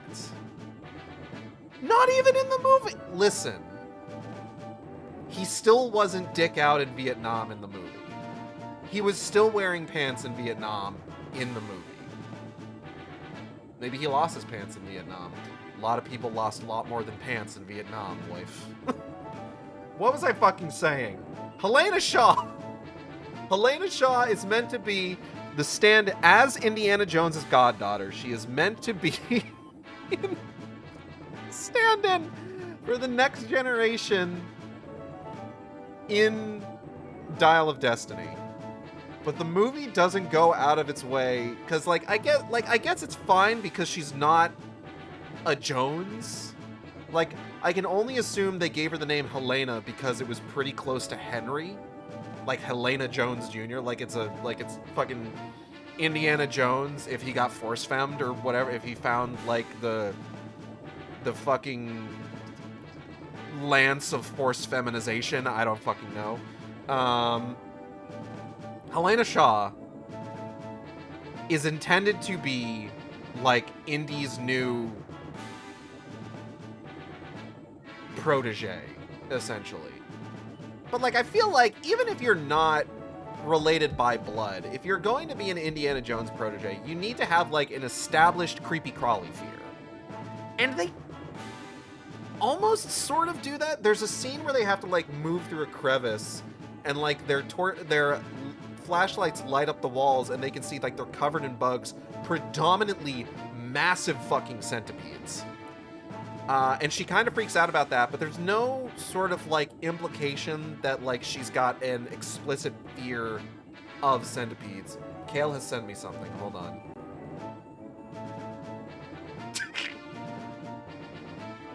Kale sent me a couple things.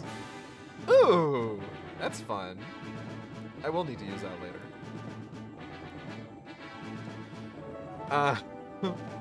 Oh, shit! Zilla, I'm so sorry. Natalie has beat you to it. Okay, hold on, everybody. Hold on.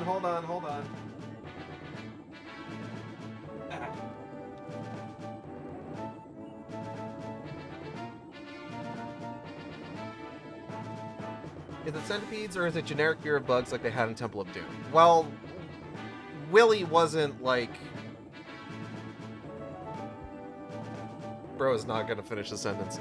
Willie was not a... I have 120k plus points.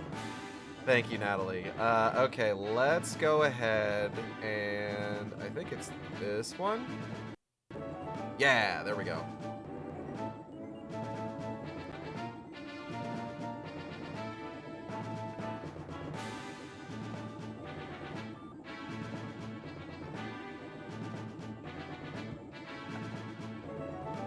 Starting point, 467 words. Thank you for notating that.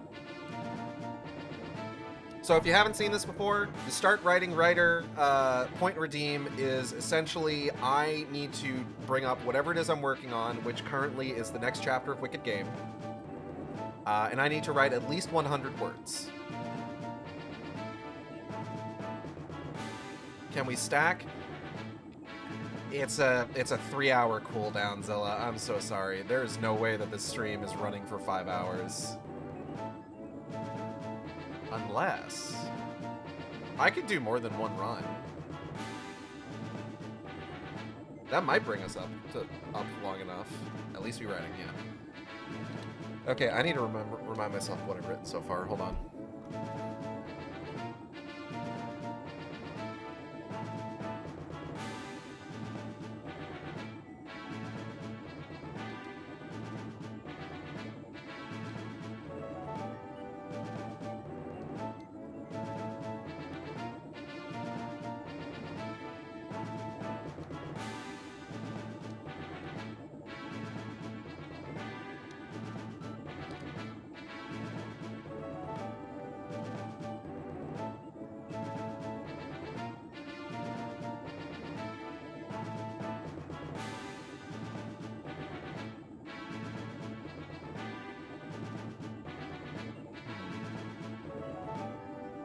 Bring up my... Hold on.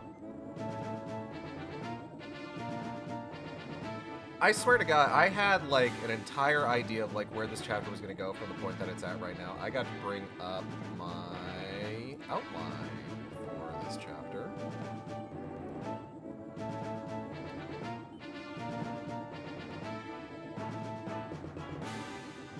Let's back up that.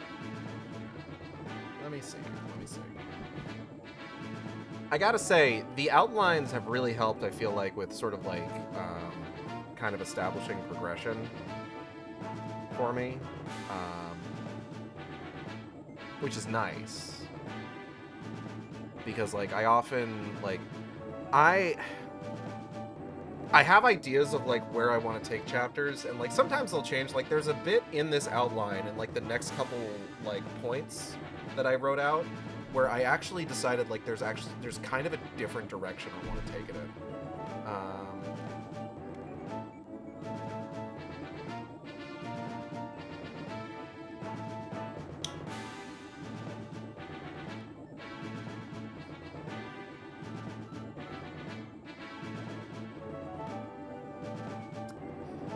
So now I'm just trying to figure out. I had an idea of what I wanted to do for like the next bit. And now I'm having trouble remembering.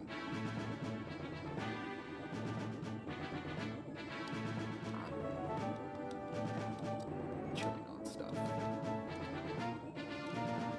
Let me see.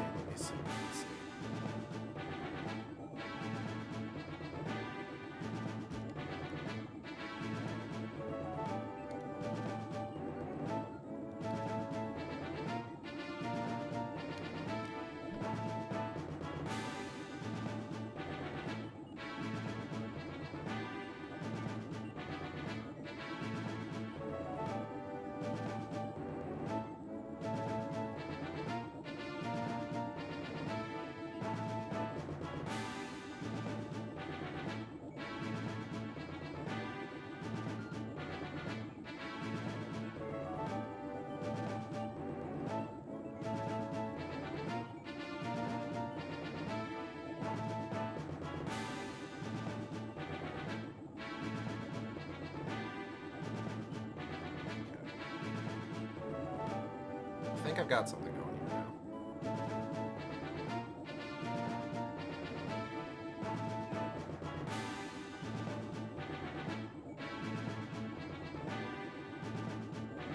Most of you are really gonna focus on your stuff vibe. Yeah, no kidding.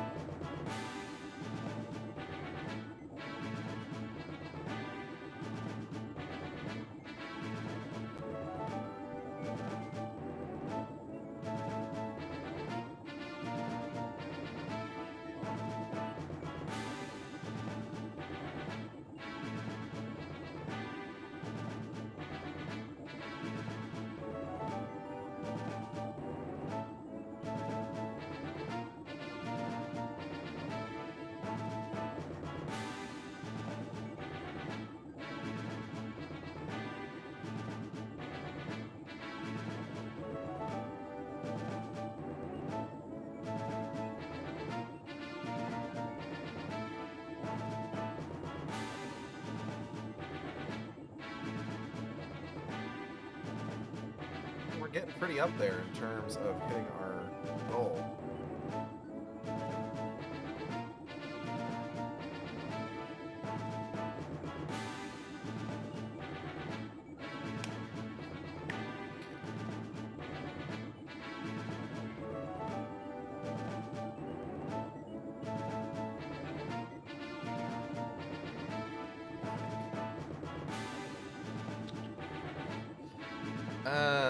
Boy.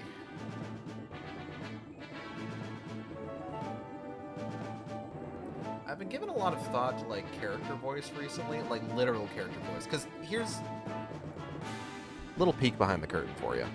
Part of my proofreading process, whenever I've, like, finished writing a chapter, but I want to make sure that, like, it sounds good or, like, check for, like, spelling or grammatical errors, is I will read the chapter out loud. It's a great practice. I highly recommend it if you're ever like writing anything, whether it is like written work like this or if like you're writing a comic or anything like that. Always take your dialogue or always like take what you've written, read it out loud. Because something can look really good on paper or something can look fine on paper, but then you read it out loud and you're just like, wait a fucking second. Human beings don't talk like this. Especially if you're trying to go through for something that's kind of like more naturalistic dialogue. Like, you know, sometimes being just like, oh, human beings don't talk like this, can actually be a positive thing if you're not trying to write a character, if you're trying to write a character who doesn't talk like a human being would talk.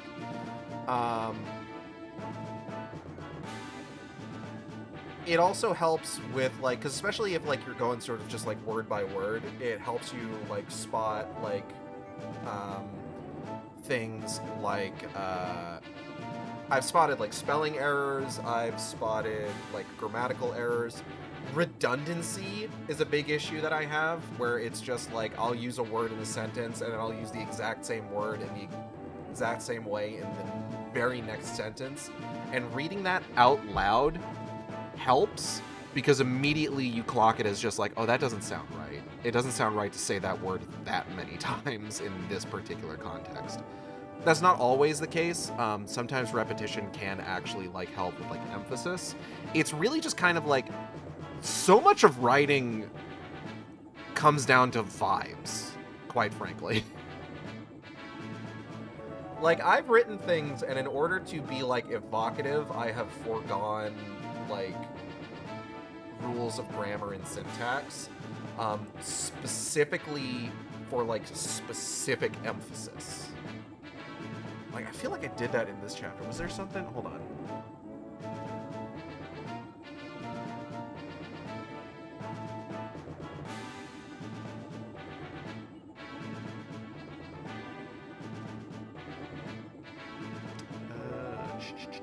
Yeah, I used the phrase nothing and no one.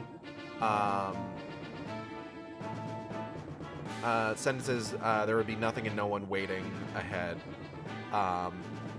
And then later on, I shorten it to just nothing and no one, and that's the entire sentence for emphasis. And then,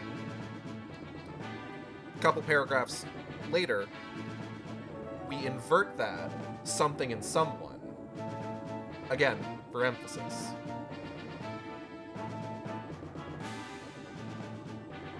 It's fun. I like... It's one of those things... It's the same sort of thing with, like, drawing, right? Like, anatomy. Like, people always talk about how, like, the best way to properly break the rules of anatomy is to know the proper rules of anatomy to begin with. Same exact thing with writing. Knowing proper grammar and syntax and, like, the rules of just, like, sentence construction, narrative construction, etc., means that you can then break those rules in interesting ways. It's a lot of fun. It's part of just, like, God. There was a post on Blue Sky a while back where it's just like, one of the things, if you're getting into any creative endeavor, one of the most important things is to basically just like keep your passion for that, you know? I struggle with so many parts of writing. I had so much trouble getting this particular chapter started. I wanted to start this chapter like 2 days ago, but I could not figure out how to start it.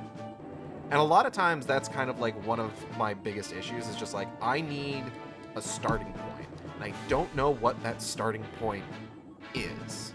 It was actually super easy for When Scorn Falters, the last chapter, because I knew exactly how I wanted that one to start. But the start of the chapter is always the most difficult one for me. But once I get that, like, everything else after that tends to come very easy. So, I was actually super happy that I was able to get this chapter started today, because it's just like, okay, I've still got a lot of ways to go, but the hardest part of it is done.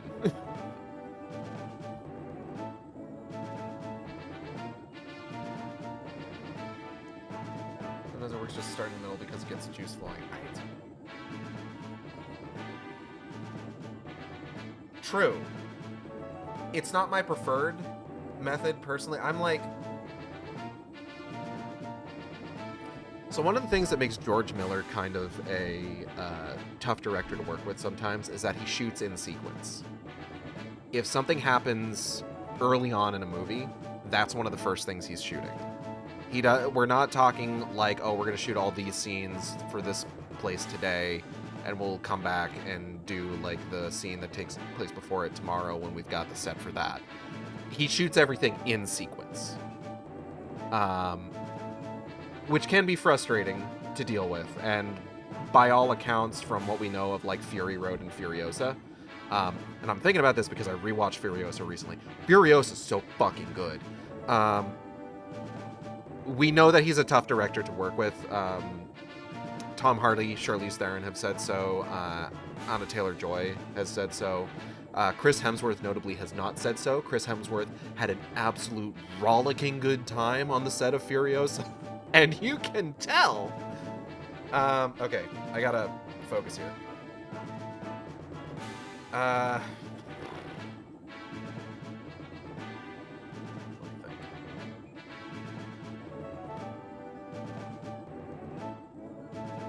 Dude was fun and feral.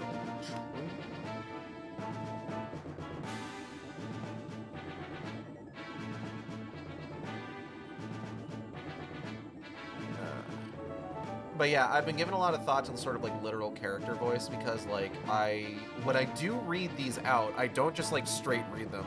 I do like an audiobook thing where I just sort of try to like voice each character. Like Tira's kind of like my own like normal speaking voice, but maybe with like a little bit of a sort of like curvier edge to it, where it's just like, so I'd be sort of like kind of talking like this with like Tira's normal talking voice. Sora's kind of a little bit more up here. You know, kind of get that like sort of bubbly personality in there. Magmel, especially post-transition Magmel, is a bit of a deeper register. I like to think of this sort of in like the range of like Mary Elizabeth McGlynn. Zadak has a very pompous sort of air to him. Just because, like, that's the sort of personality he puts forth, which comes from a few different places.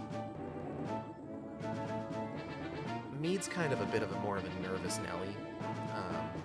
Just sort of like, he's a little out of his depth, so he stutters a lot. But like, I tend to do that, and then like, you know, incidental characters like, you know, you got Oriana, who's like, she's frustrated with just absolutely everything everyone around her is doing. She's like kind of a rougher edge. She's a little bit more like rough and tumble. Words end in an ing. She tends to skip the G a lot.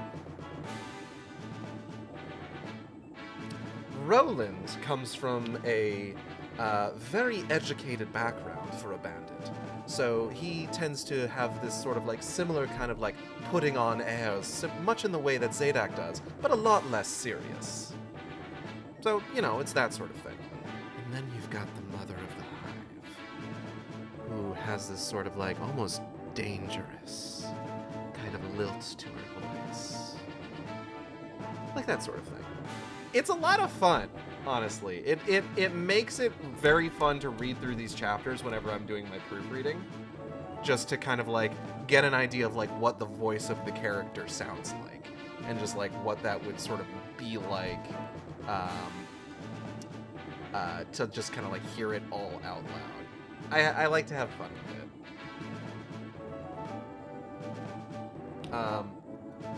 But like the core, I guess, 5 characters at this point: Tira, Magmel, Zadak, Zora, and Mead. I've got pretty well established voices for all of them. I don't know if I could really like maintain voices for some of like the secondary characters. Like what do we have? We got like I said, Oriana and Roland, and then like we had Fionn and Visha. When are you gonna make Del canon? That could potentially happen before the end of the year. At the very least, a name drop could happen.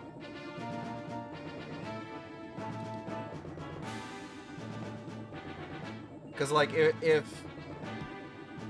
Del is a bandit within, like, the world of Wicked Game, I did have the 2 chapters with the focus on the Bandit King recently, and the Bandit King is going to come back before the end of the story. Like, I didn't throw the Bandit King in there just to be like, hey, look, we've got a Bandit King. Just like, no, there is stuff that's going to happen with that. I'm not just setting up something that I'm never going to return to. I do that too. It's a lot of fun, but I get embarrassed fairly easily, so I never do it in front of people, just when I have alone time. I feel like I'm well beyond, like, character voice embarrassment at this point, just with, like, between, like, Undertale, Deltarune, and, like, Final Fantasy XIV. I've done so many fucking whack-ass voices on this stream that it's just like, no, I'm fine. I can do my Magmel voice, I can do my Zora voice, my Tira voice, my Zadak, my Mead, etc., etc. I have to finish what I'm writing. Do you want to know Del's voice claim, by the way? I would genuinely love to know Del's voice claim. Because it's Tracer Overwatch. Cheers, love. The cat girl's here. Excuse me, no. Cheers, love. The Nyavalry is here. Part of the reason I want to start talking for streams. Also I hate typing everything. I have to... God, okay, hold on. I've got like 30 more words I have to like bang out before we can get back to the game.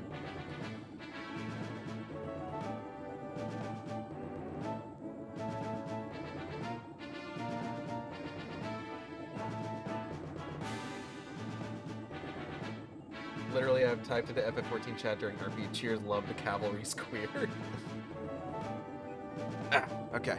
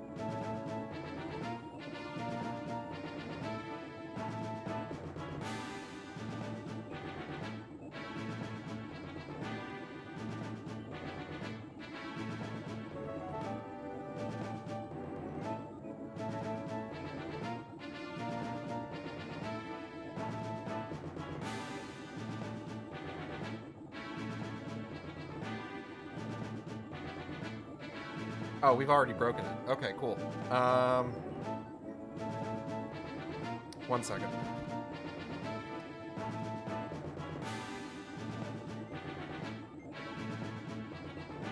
Do I want to keep going?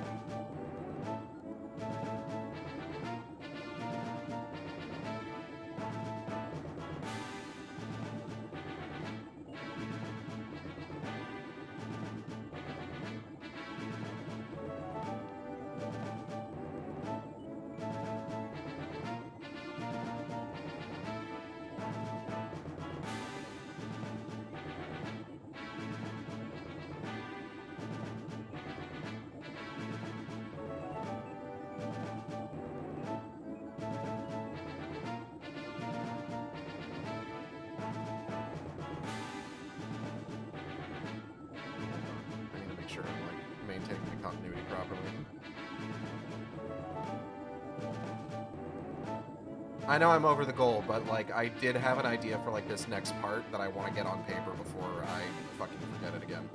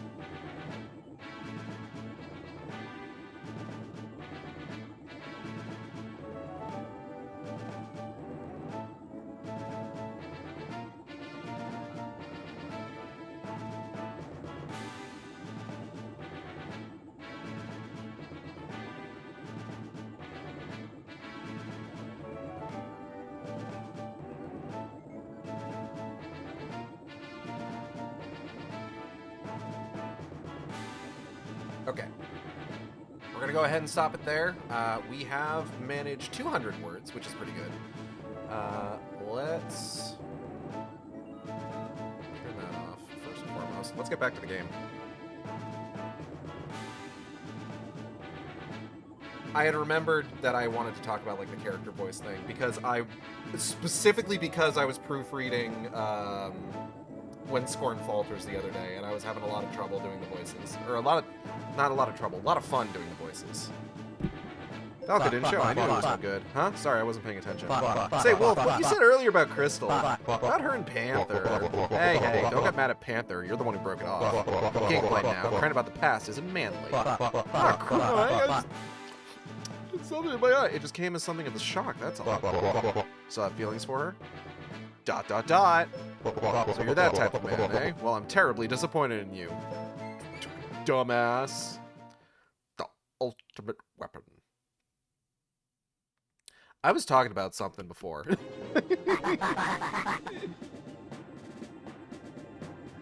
Oh, man.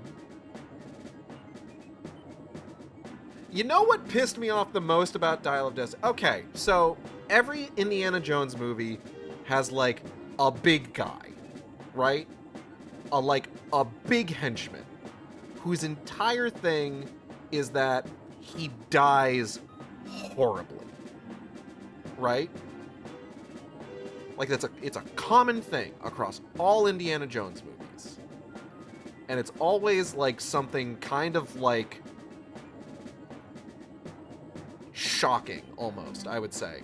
Like, you had the guy who gets chopped up by propeller blades in Raiders of the Lost Ark, and, like, that gets the blood spray all over the cockpit.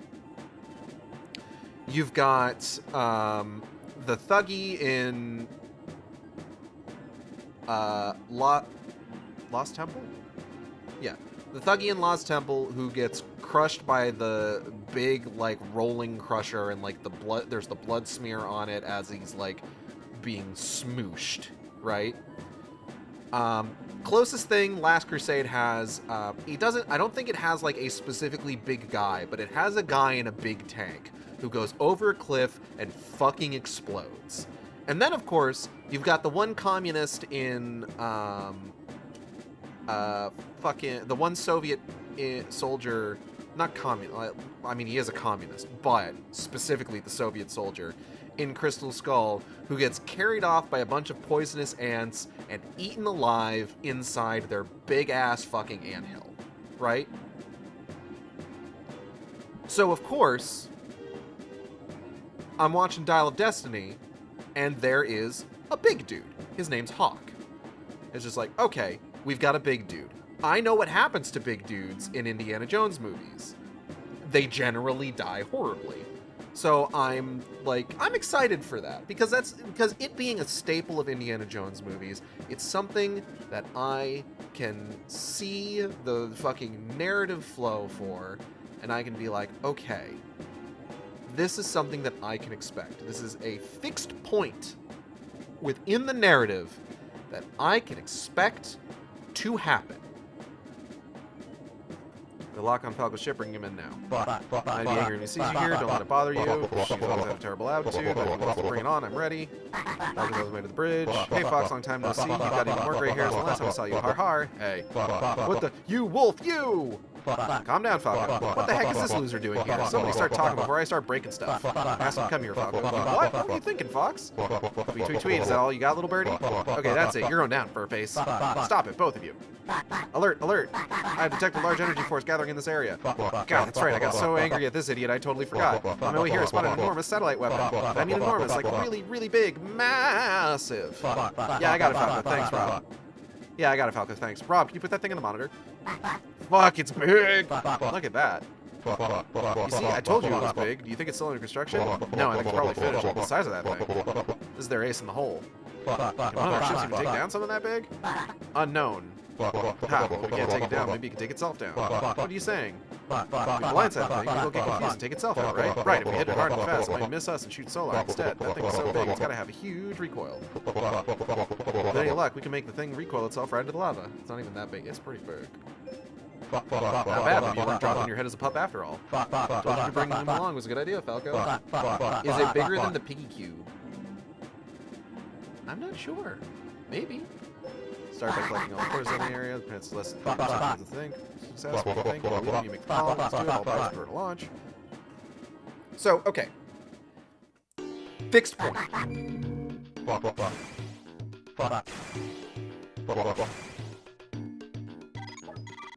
Bigger than Piggy Cube, but smaller than just about every SF-64 and Assault boss. Fair. So, fixed point in the narrative. Something that I can reasonably expect to happen. The big guy is going to die in an extremely violent manner. Okay. So. I get through a good chunk of the movie. And there's a scene where I think they're exploring the Cave of Dionysus, where there is a rope bridge. Now, at this point, the big guy has handcuffed himself to a plucky pickpocket sidekick of Helena Shaw named Teddy. Teddy's kind of a boring character. He's sort of nothing. I don't want to talk about Teddy. But everybody is able to successfully cross this rope bridge because not everybody is a big guy. But this guy attempts to cross the rope bridge. And as he's crossing the rope bridge breaks because he's a big guy. So he and Teddy fall into the water, and they are both still handcuffed together. But at this point, Teddy has stolen the key to the handcuffs. So they're getting swept along this river, and they come up to this, like, grate that's, like, crisscrossed over this, like, kind of underground passage of the river. But it has, like, a big Teddy-sized hole in it.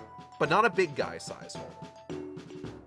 So Teddy manages to slip through the hole that big guy can't get through, takes the key, unlocks himself, and locks the big guy to the grate underwater and leaves him there. And that is the last we see of the big guy, and that is the most boring fucking thing you could have possibly done to take this guy out. It made me so mad. Like, okay, drowning is terrifying. I'll give you that.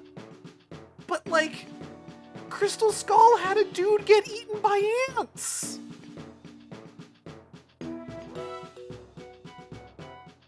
You gave me a less interesting big guy death than any of the movies before you.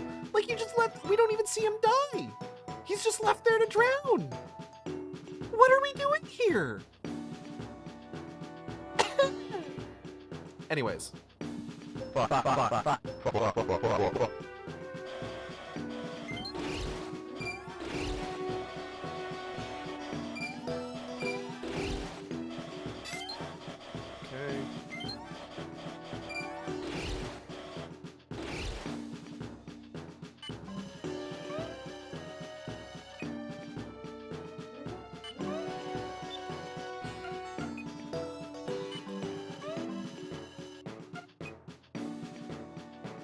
Hold on.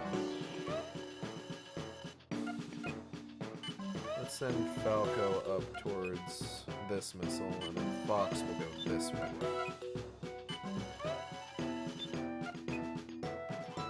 Yeah, I think that looks good. Ants, what a way to go.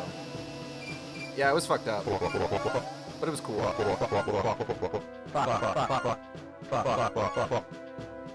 I didn't get quite close enough to the missile, unfortunately. Alright, we got some work to do.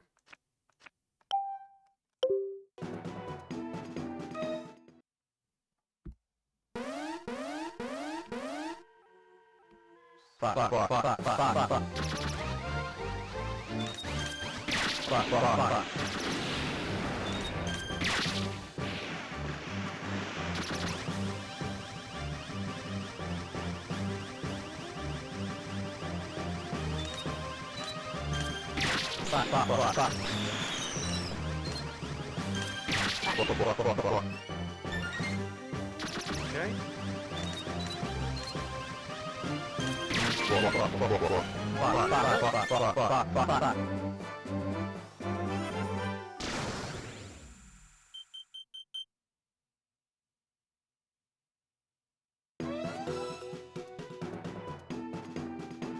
I feel like Teddy's entire narrative purpose in that movie is to be the out at the end, because the whole climax of that movie is that they end up back in like the Roman invasion of Syracuse, where they meet Archimedes, because it turns out that the Dial of Destiny, the Antikythera, Archimedes' dial, the Mads Mikkelsen's character believes that it's something that he can like control, like where he ends up in time, but it turns out that he can't actually control where it ends up in time, and its entire purpose is to allow Archimedes to summon an ally that may be able to help them win the Battle of Syracuse. So they end up in like 214 BC.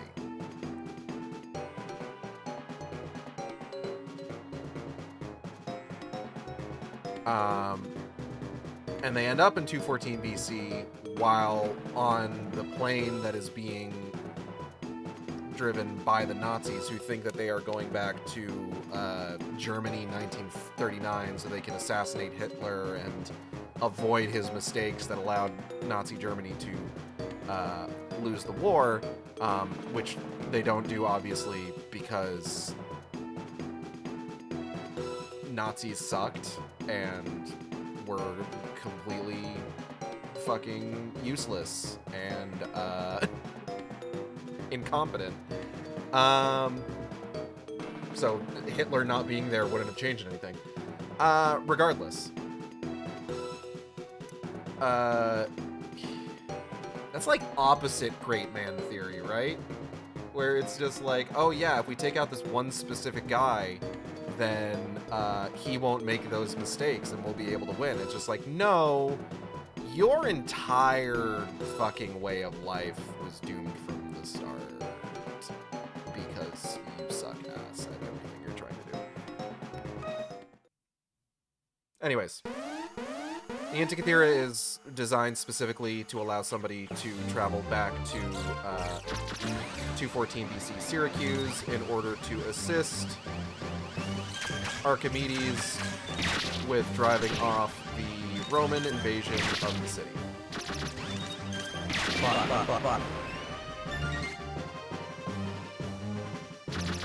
But obviously, if they are getting there in a plane that is piloted by the bad guys, how are they supposed to get back?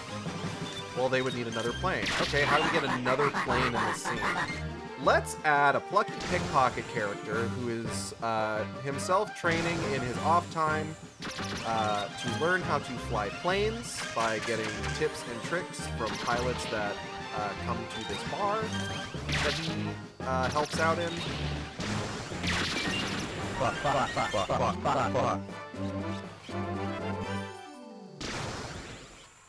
And it's just like, oh, he's piloting a plane. Look, guys, he's doing it. He's doing it.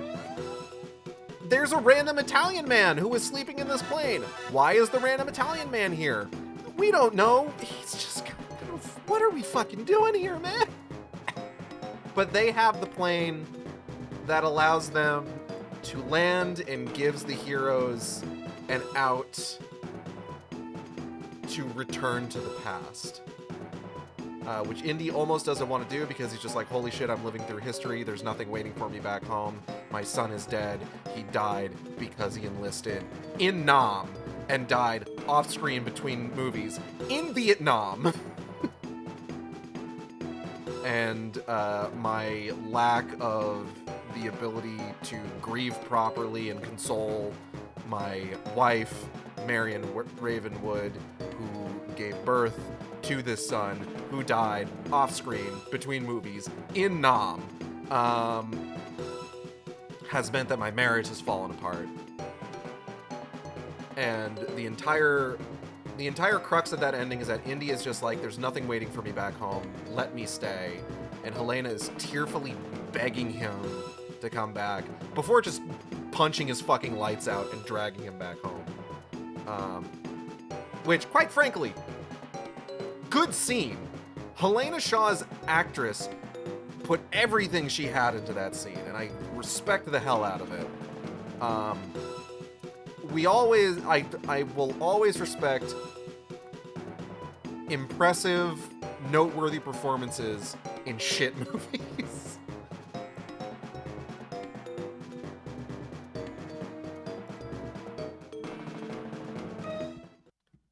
Like, we respect acting here on the Shark Stream.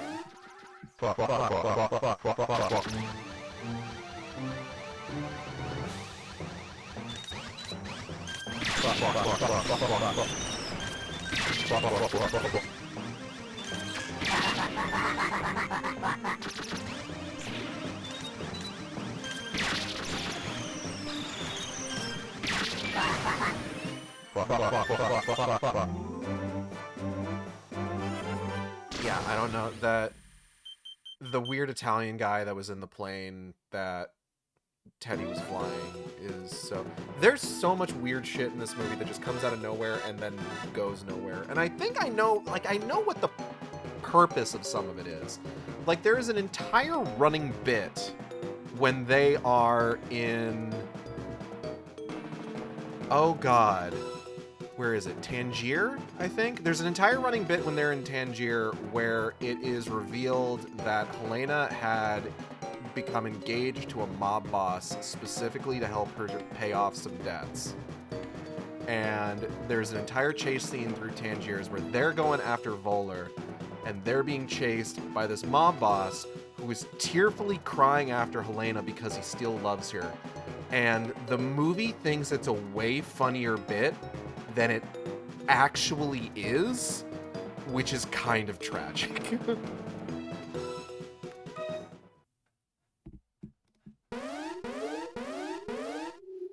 Oh, eggs.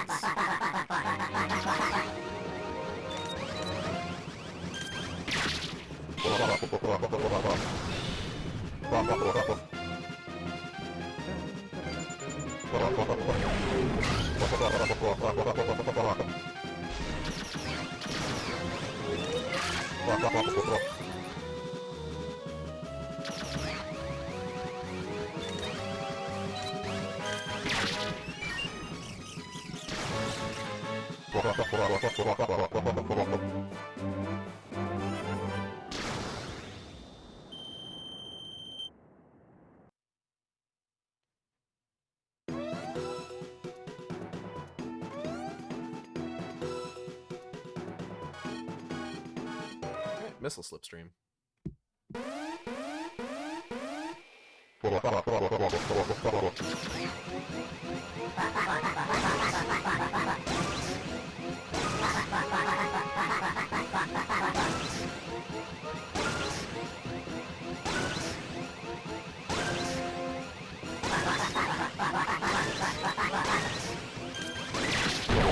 Woo!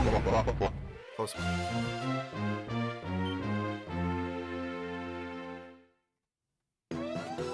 I don't know. I guess it's just...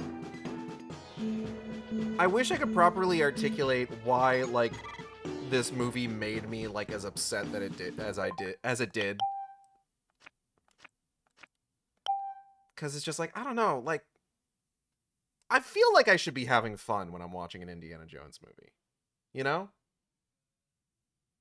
Like, I mentioned just, like, despite, like, the fucking weird-ass deep-fake digital de-aged Harrison Ford face that they pasted on an actor's body in the beginning, like, which I guess I don't hate quite as much as, like, when they did that for, like, Rook in Alien Romulus, because, like, one, Harrison Ford isn't dead, like, he can, like, actively give his consent to, like, have them do that, and they don't have to use, like, an AI voice for him or anything, because he's just gonna voice it himself. But despite how, like, uncanny that looked, like, the opening 20 minutes was a really fun little bite-sized Indiana Jones adventure. And I appreciated that.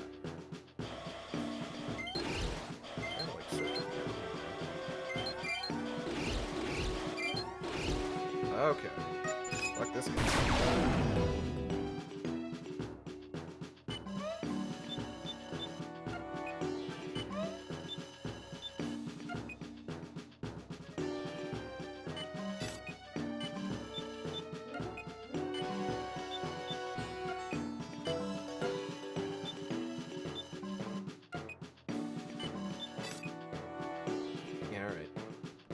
I'm just gonna let Falco stay there so that he can take out the missile.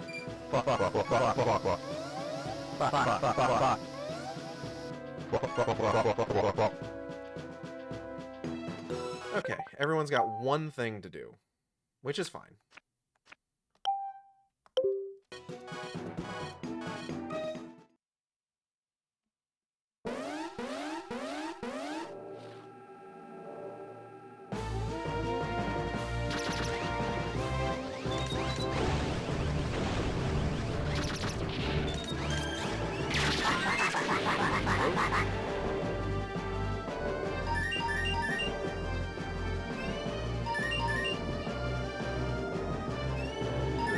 Very dangerous place to get this all of a sudden.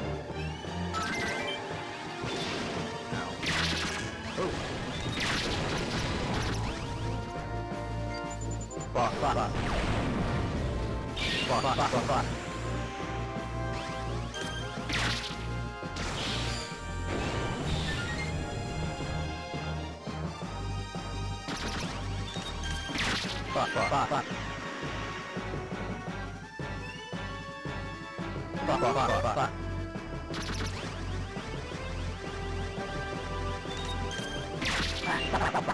Draw distance in this particular, like, environment is, like, not quite as good as it is in other areas.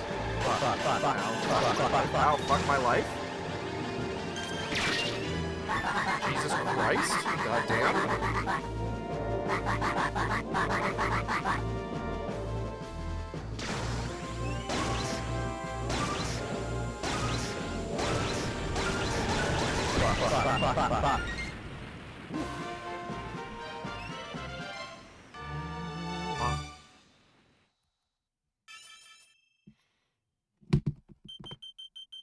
Oh, right, the battery didn't charge all the way because I only had it on there for a very short amount of time while I was writing. Okay, hold on. Get you back in.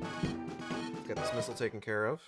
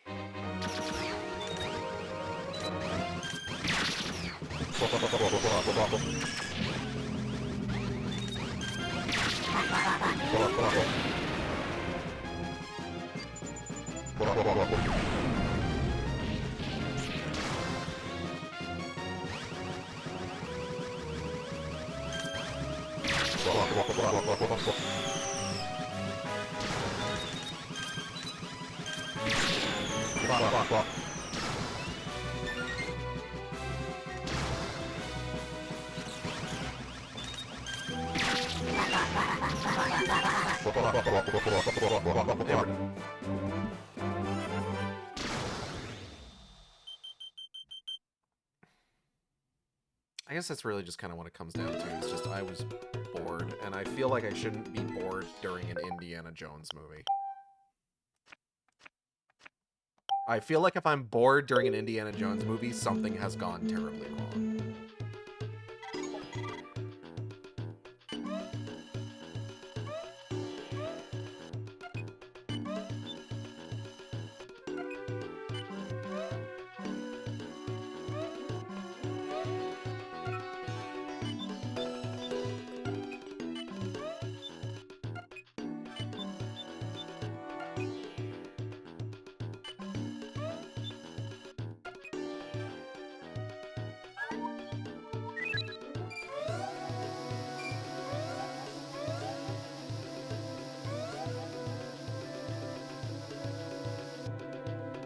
The worst crime a bad movie can commit, being dull. Essentially, yeah.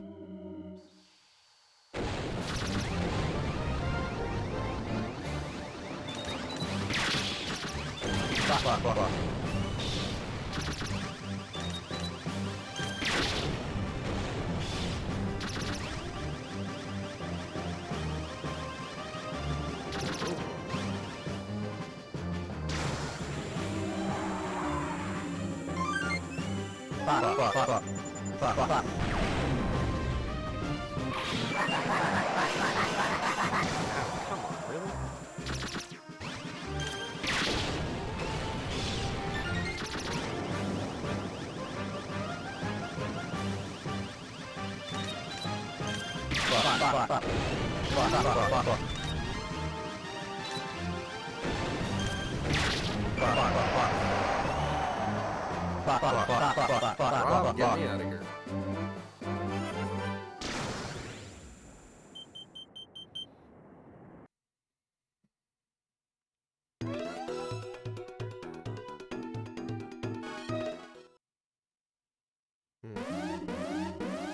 Taking on both of these enemy groups with the pilot that I have the least amount of health for currently. Oh shit.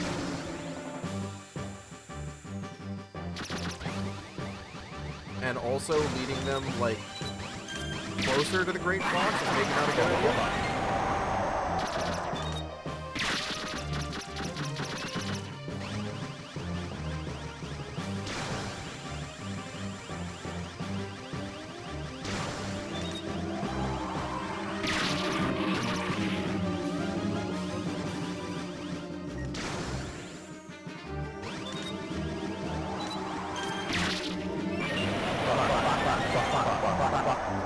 we're done, so it's fine.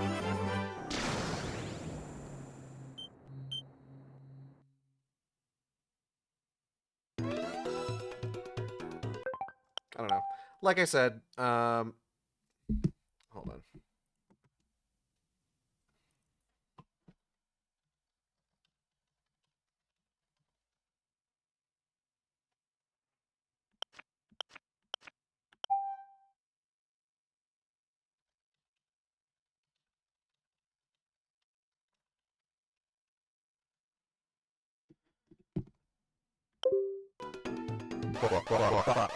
Great giblets. That thing is huge. Something I have heard many times in my life. People have been saying this. Zolj, you motherfucker! Sorry.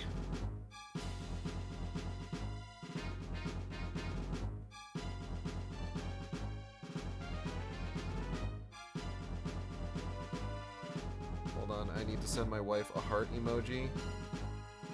And then a wolf howling gif.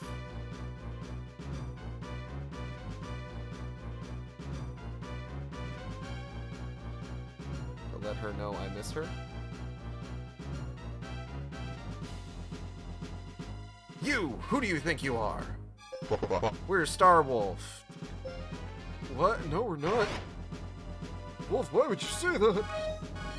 We are going to play as Wolf, though.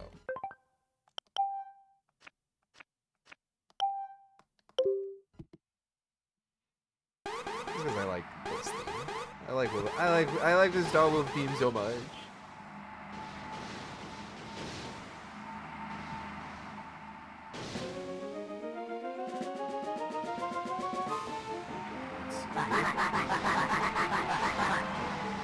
Both sides of the enemy's storage concealed bomb.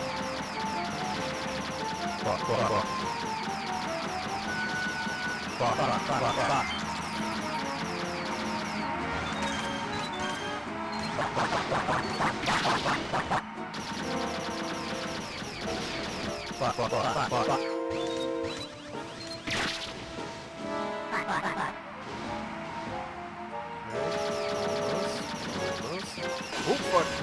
Damn it.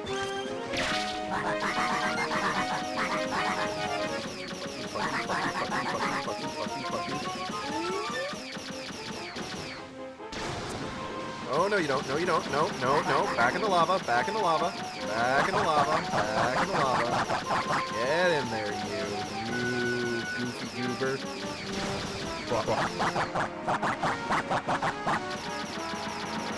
on. Get in there. Get in there. Come on. Come on. There you go. It's a nice warm bath for you. Come on. Back in there. There we go.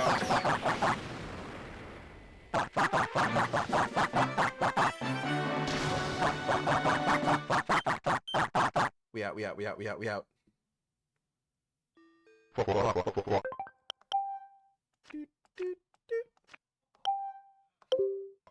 They're being melted by the lava. Many are saying this. Your tactics were spot on. A good effort from all. Oh, hey, Toaster, that was my idea. You want to get rewired? Or does not compute? Mission compris. We've spent so long on this, like, trio of levels that now I'm fucking forgetting what the next step in this is. Hold on.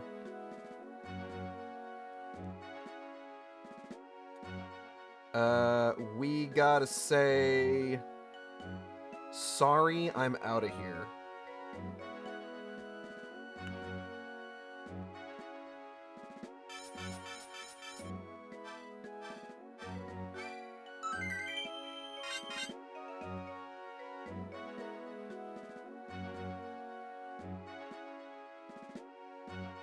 Next up is Kiss Wolf. Both Fox and Crystal are joining Star Wolf.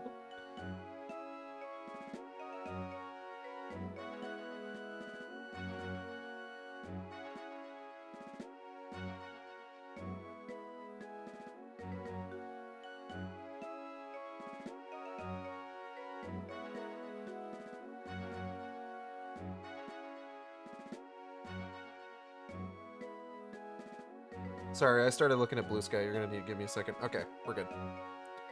Oh god, the Steam Machine prices dropped in the last few days. We did it, Fox! Ah, we actually took that thing down. That was teamwork at its finest. I'm proud of you both. Ha, that was a fun time, alright. I am receiving a message from Corneria. It is General Peppy. Play it back, Rob. Play it back now, Rob. Fox, listen up. You may have already gotten wind of this, but hear me out. We need your help for a dangerous mission. I can only hope this message reaches you in time. I have not long ago supervised some of the enemy. Apparently they are in hiding on Titania. It appears that they fear one of Andross's inventions. Andross! You give me an inkling of hope that somehow the prices actually dropped from what I saw recently. No! Not at all.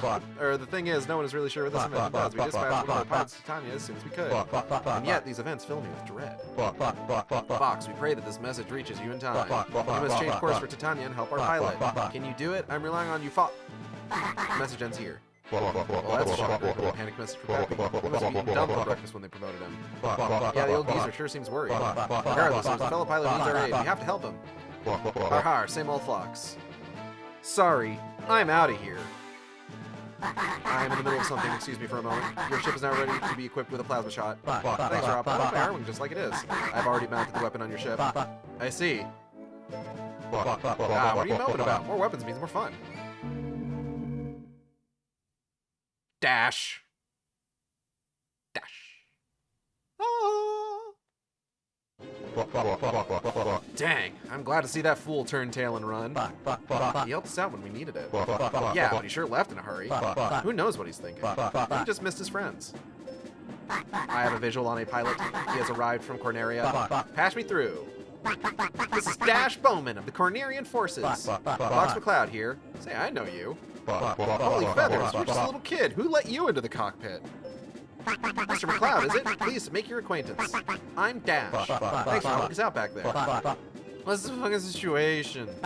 There's unauthorized movement in my patrol sector. I'll check it out with you. Don't do anything stupid, alright? Roger that. Thanks, Mr. McCloud.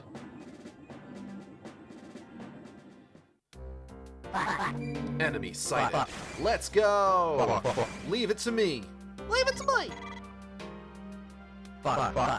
Must be Andross's device. Yeah, why else would so many enemy ships be buzzing around? Mr. McCloud, let's go. Okay, we're going in. Watch my back. But yeah, no, prices have not dropped. So, basically what everyone was worried about happened with regards to the Steam Machine.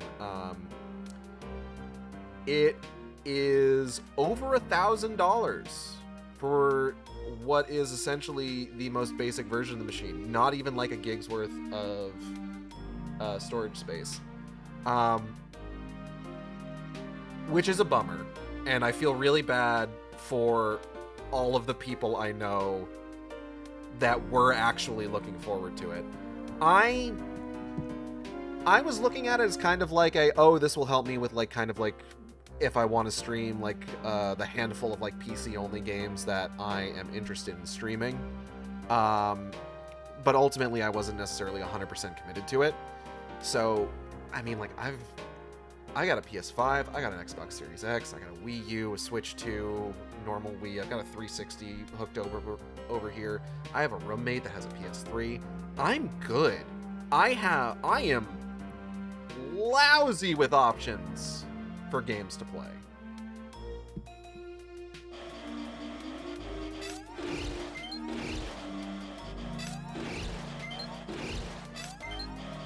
But I do feel bad for the folks that I know who were really looking forward to this. Oh, come on. Damn.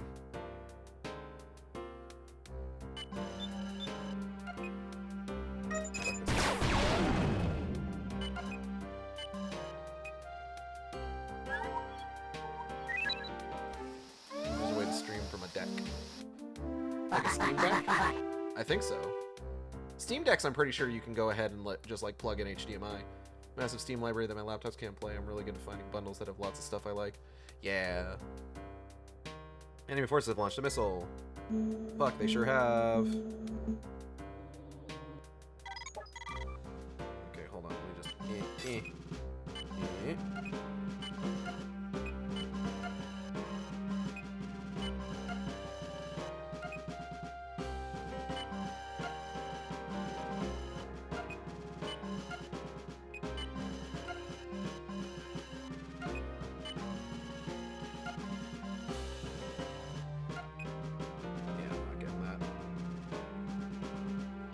Alright, Dash, you stay right there.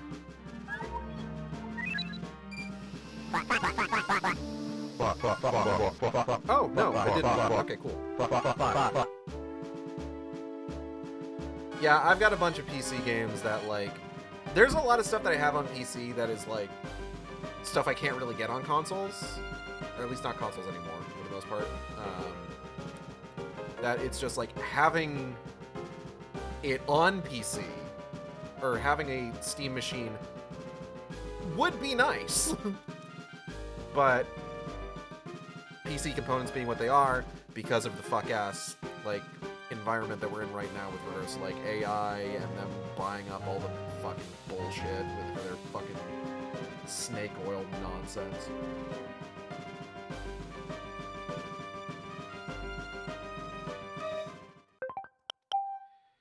I don't know. I'm lucky. I consider myself lucky that I was able to get a lot of the consoles that I have for reasonable prices before, like, things started, like, really creeping up.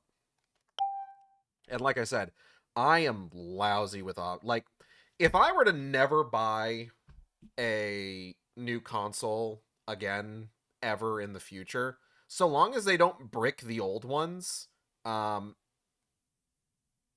I've got years worth of streaming material, quite frankly. Do you know how much stuff that, like, I have on deck? I've got, like, a playthrough... I've been wanting to do a playthrough of Myst. They just released, like, the remake of Riven on console. I've got the remasters of System Shock and System Shock 2 on deck.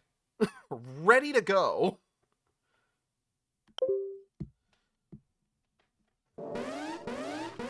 I am not worried about running out of stuff to play on stream anytime soon.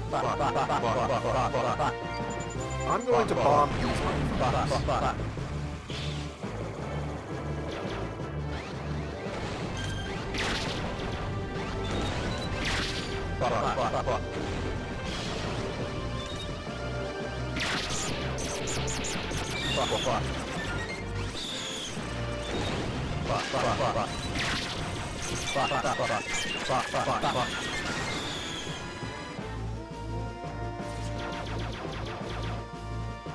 Where'd they go?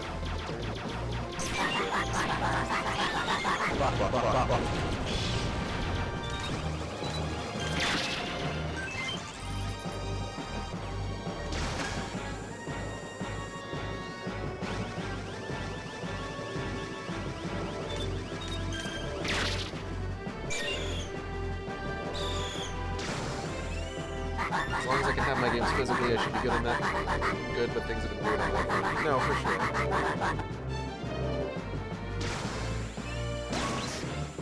But that's not to say that there aren't, like, plenty of games, like, available physically. Like, a lot of, like, even if I was to ever be confined to just physical games, again, I am not hurting for choices at this time. Those remasters of System Shock 1 and 2, I've got both of those physically. On different consoles, admittedly. System Shock 1 I've got for the Xbox, System Shock 2 I've got for the Switch. But, regardless.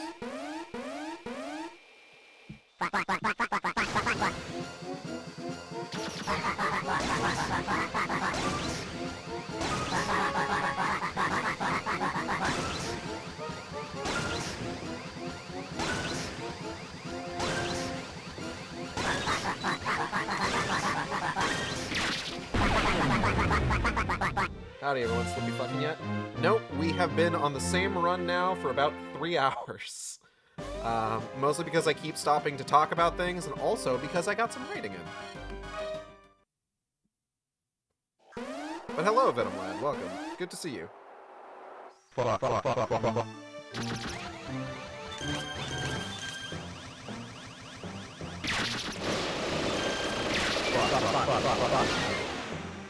Horrible noise.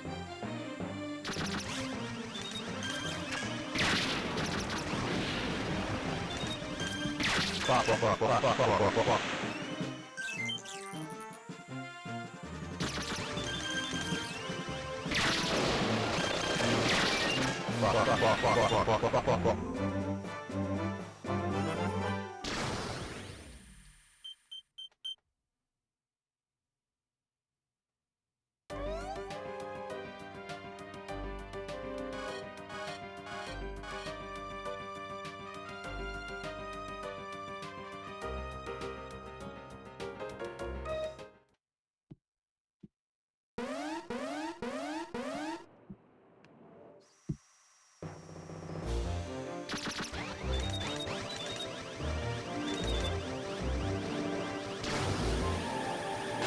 fuck.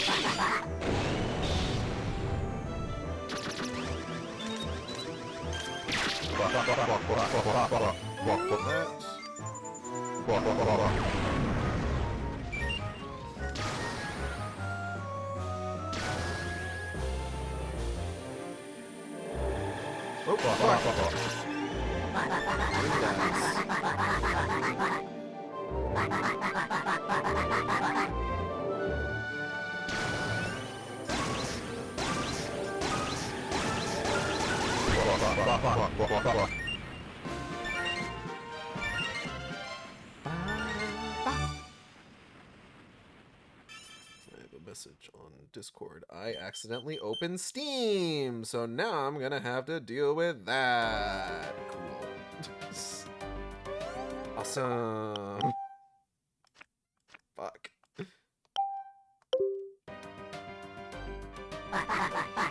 Enemy forces have launched a missile. Okay, dash, don't move. Stay right there.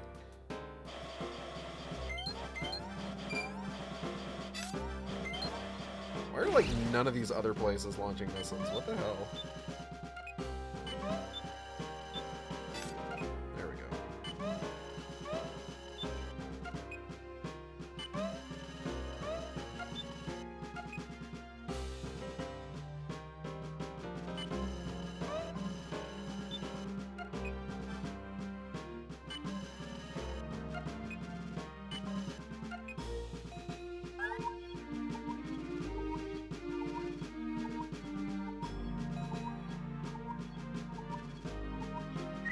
Three.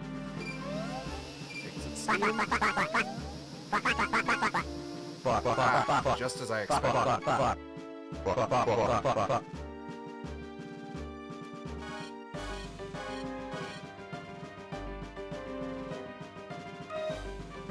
Let's have Falco work the enemy, although actually this might have been a bad idea.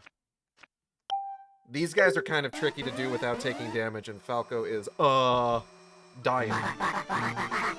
Oh, fuck!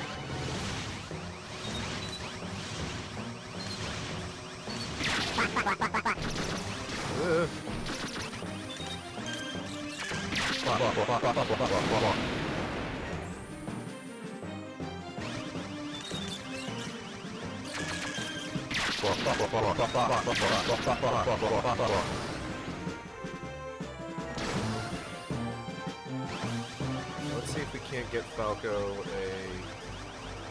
pickup somehow. Whoop. Hey, there we go. That's what I fucking need. Damn it.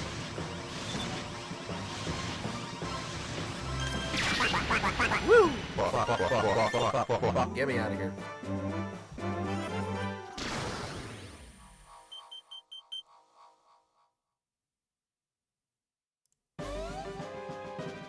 Whew. Oh, the running motherfuckers. Okay. Hate these guys.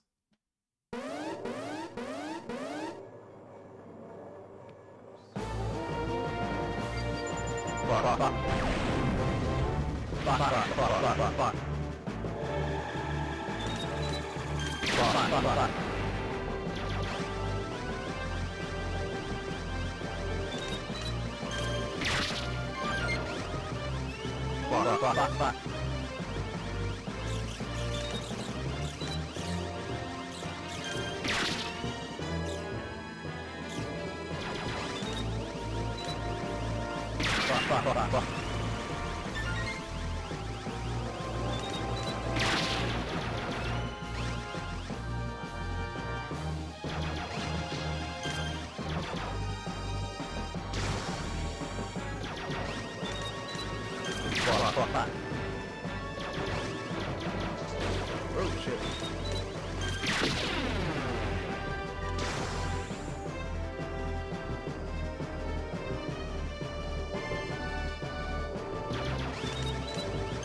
Fuck. Where are these fuckers? They're so stealthy.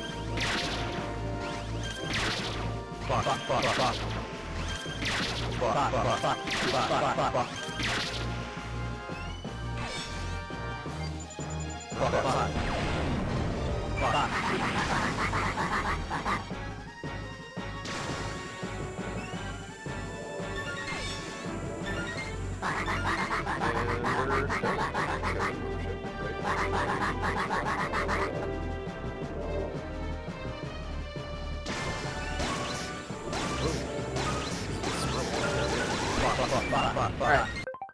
Ah! Not what I meant to do.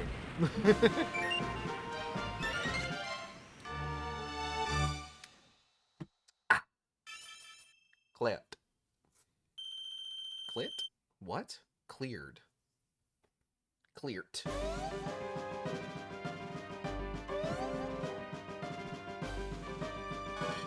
Dash time.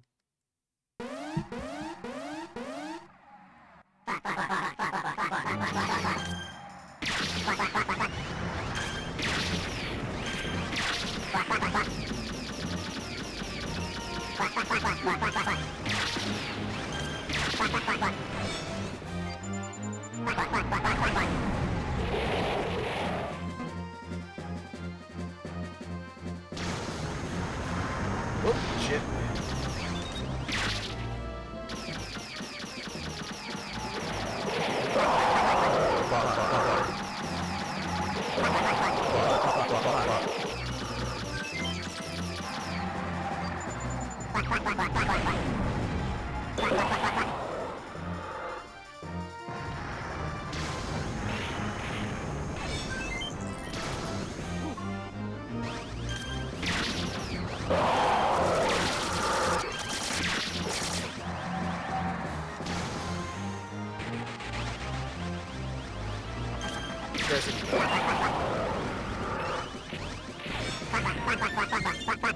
Nope.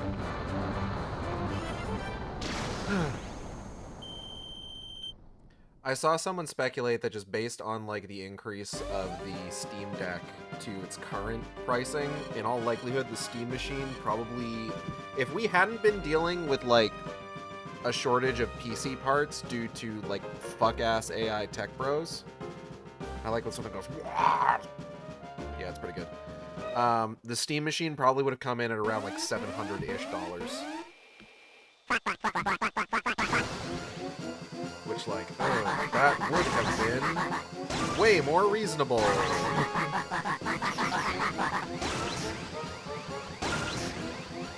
If we're being so super real right now.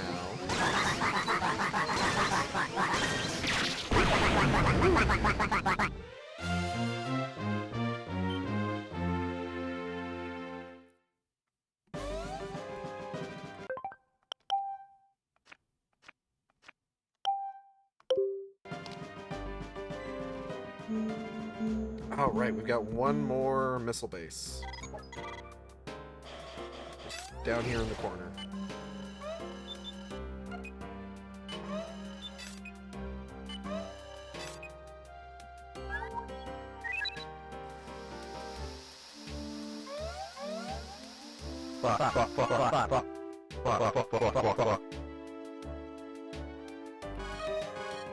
Let's go ahead and go with Fox, just because he does have, like, the most health right now. That's a good PC price, yeah.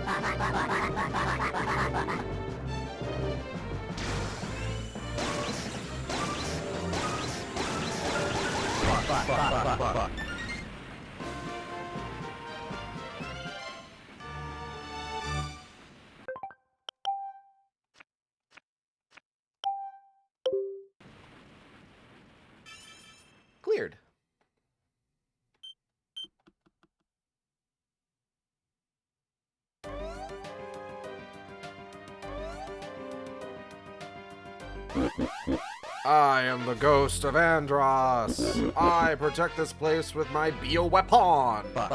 That sounds like Andros. Oh. What is that huge thing? It's the Monarch Dodra.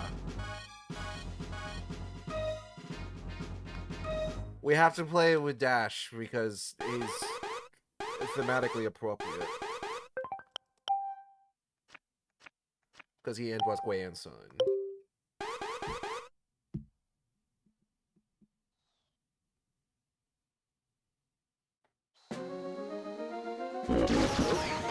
Dash. Special delivery! This is my grandson. Stop, stop, call off the attack.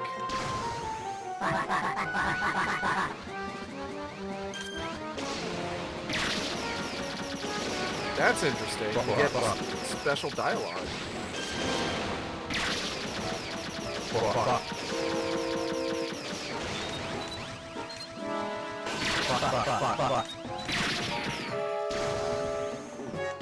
I am not doing great on health.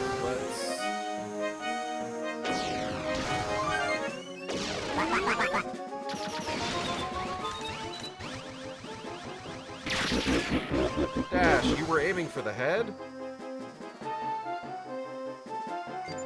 Yeah. Where else am I supposed to aim? Fuck. That was a bad bomb drop. That was a bad bomb drop!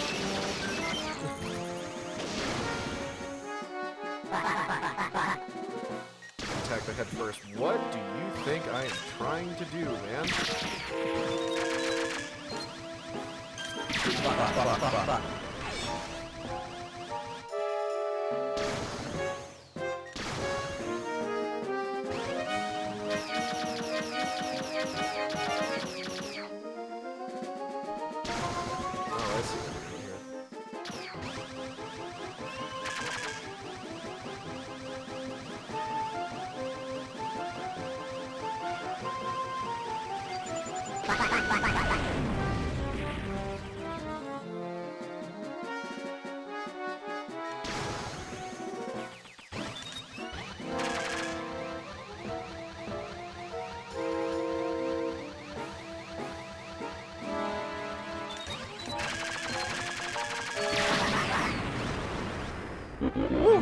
Ha ha ha! Wonderful, Dash! I see that you are my true grandson.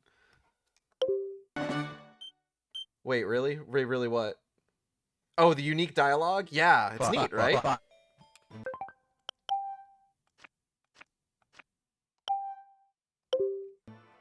So this is Andros's device. They were protecting it. Well, at least we have it. I thought for real he was gonna cancel the boss fight. That would have been neat.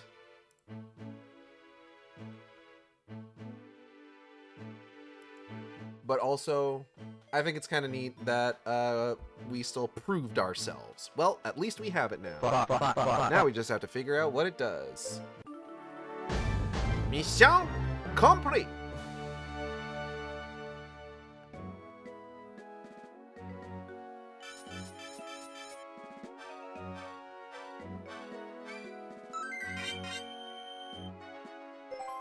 Save my game. Fox McCloud and Falco Lombardi. Oh, it's an honor to meet you both, and a privilege to come to your aid. Hey, watch it, kid. I don't need help from some snotty brat. Let me understand something, Dash. Why did Peppy send you to Titania? Yeah, you should be home playing with a toy or whatever it is kids do. I volunteered. Volunteered? For this crazy mission? Alone? My grandpa made this device. I just wanted a chance to see it with my own eyes. Your... Grandpa? Wait, you're Andros' grandkid? That's it. Fox, let's blast him. Yes, that's correct. I didn't know Andros had any grandchildren. You know anything about this machine?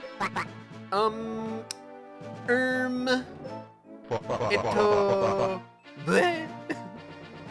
Falco ready to annihilate a child. Kid, if you want this to go well for you, you better spill it. This apparatus neutralizes the toxic effects of the Venom seed. It was invented to help the planet. My grandpa wanted it to be green and pleasant, just like Corneria. This is unbelievable. Andros built this amazing machine, and his grandson tracks it down. Andros always was smart. Pain in the tail feathers, but smart. Wait, I don't get it. Why are the Angler forces so frightened by this machine? As you know, the Venom Sea is incredibly acidic. Our current generation of fighters can't penetrate its wonders. Oh, I get it. So with this new doohickey, our ships can withstand the acid. That means we can finally explore Venom. So, Dash, does this mean you're going to help us? We can use the extra hand. Yes, of course I will. Well, under one condition. Oh, set condition. What do you want? Big lollipop? Some crayons? No, I want to be trained by you. I want training from the greats, Fox McCloud and Falco Lombardi.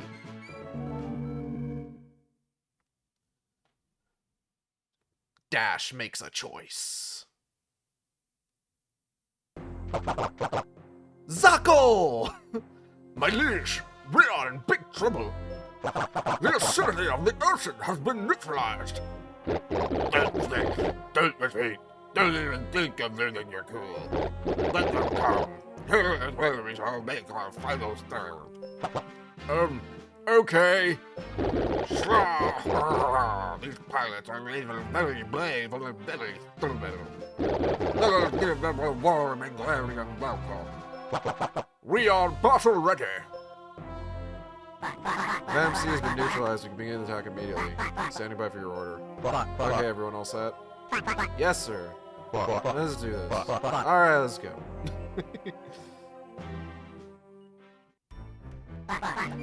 Enemy sighted. I'm coming. Leave it to me. Leave it to me. Let's go. Dash, why did you say that? Neutralize the Venom C. You don't have to. We don't have time to enjoy the view, kid.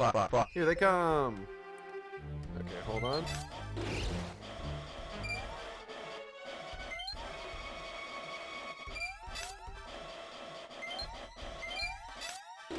Okay.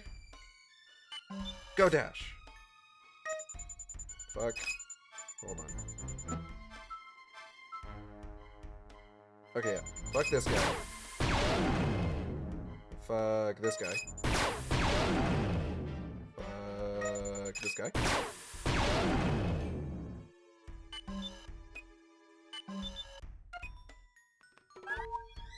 And let's go.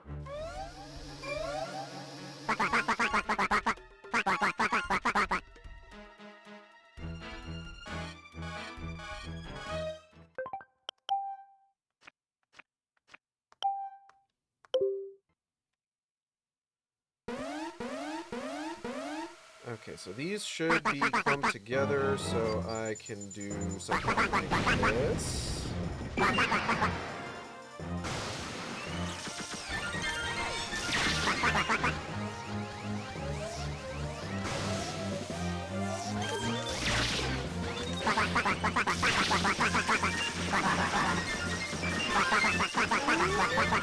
Oh shit.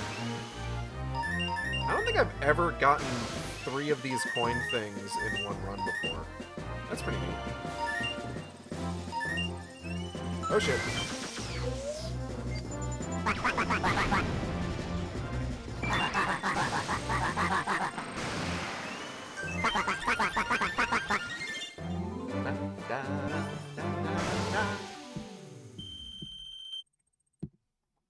So you may be sitting here thinking, hey, don't we usually go into this level with 4 pilots? Why are we only going in with 3?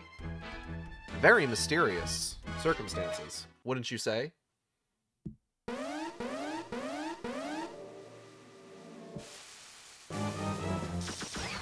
Uh-oh, Gage is saying something cryptic. What could it mean?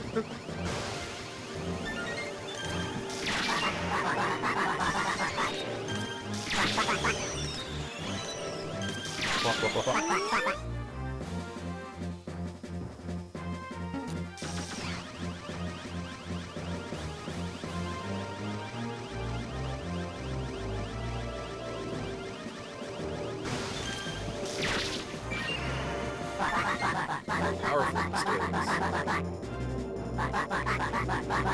Could mean nothing, but it could also mean everything.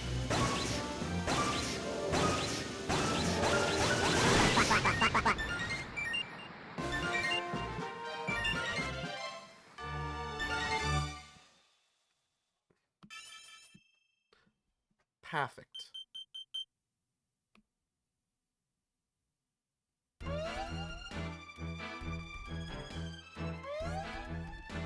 should probably...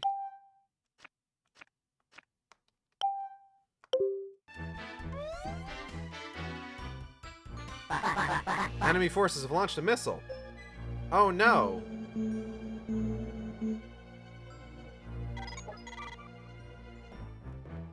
Okay, so we'll probably want Fox to stay around here. Falco will come up the side over this way.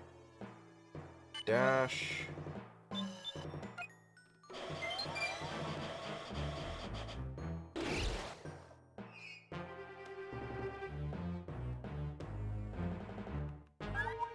Turn 2. Ooh, that guy's getting real close. Don't like that.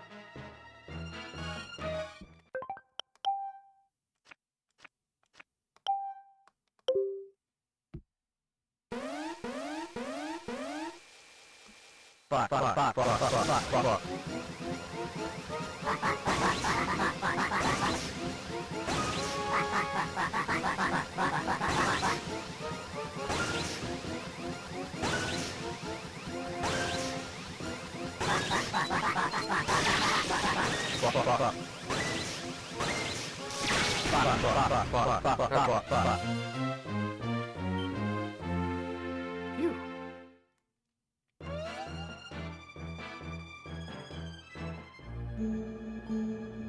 Oh, damn.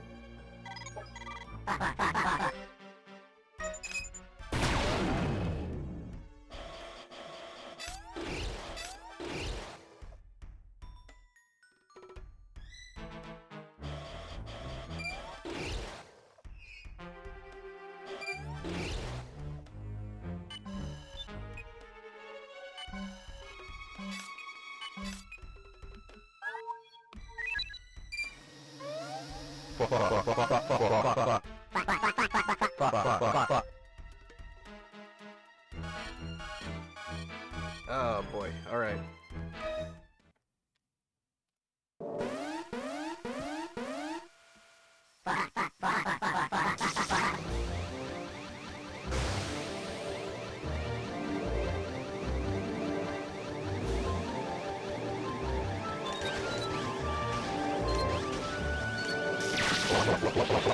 Zazdan, you old sponge.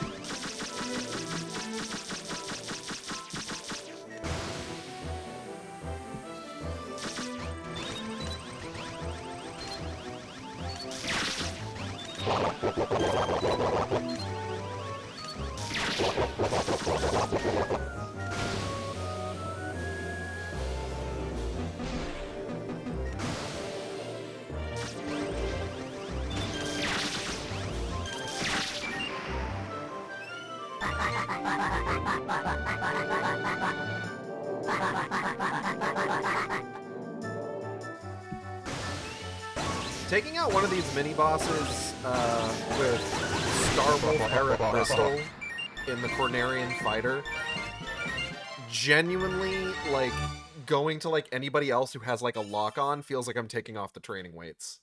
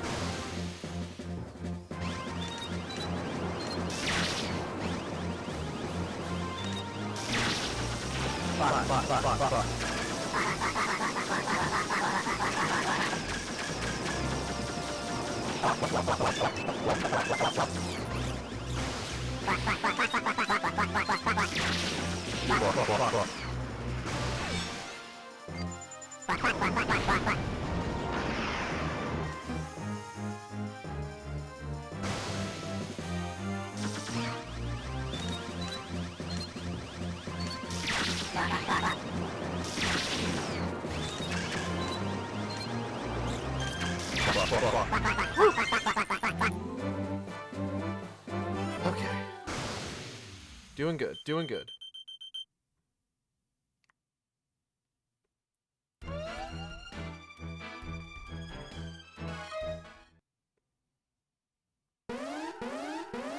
Nine of these motherfuckers, okay. Fuck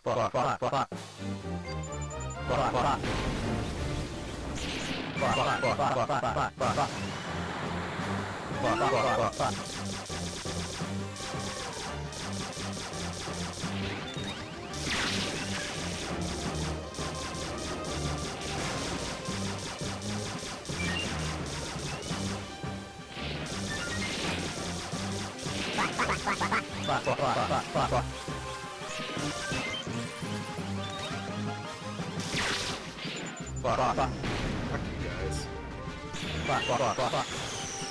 How did I only get one of them? That's so strange.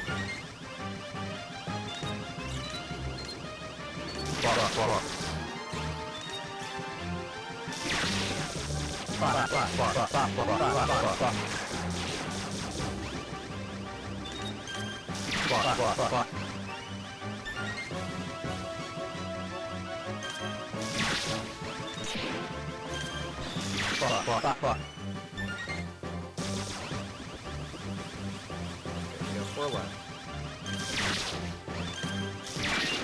3 left.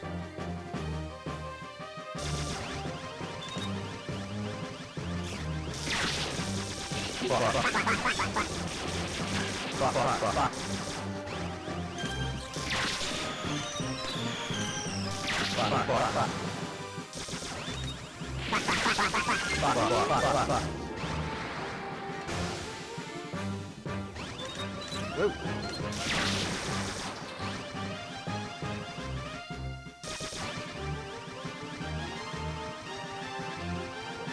Overshot.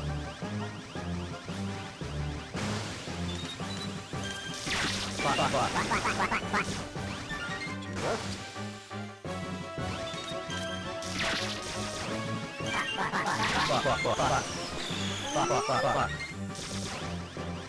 There you are.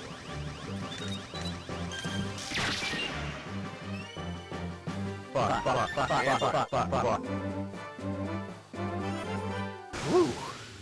Goodness gracious.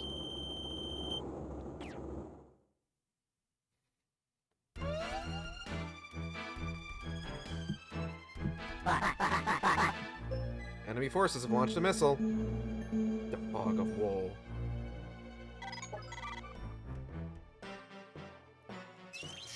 Give me 1 second.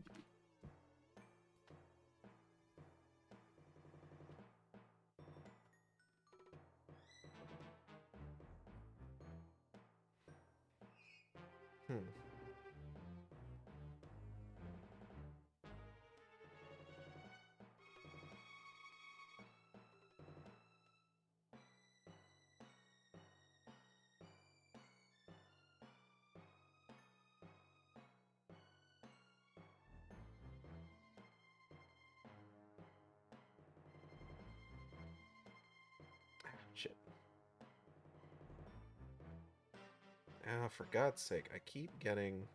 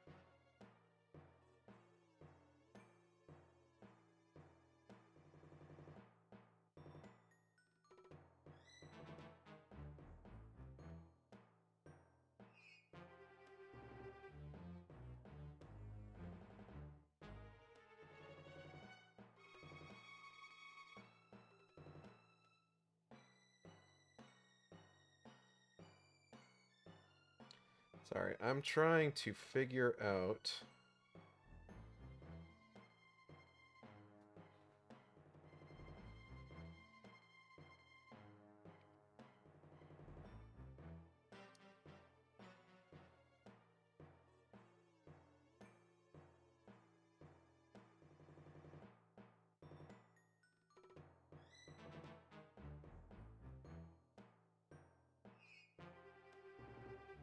Ah, jeez.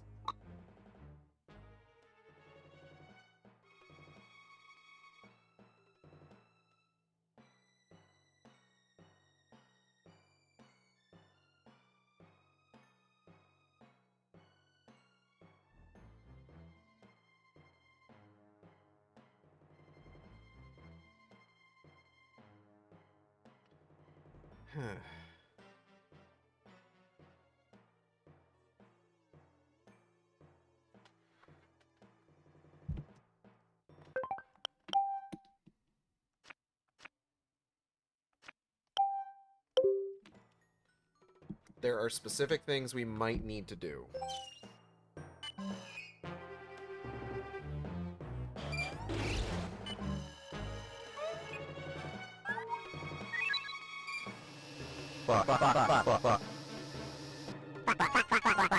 Just, I'm trying to figure something out. Give me a bit here.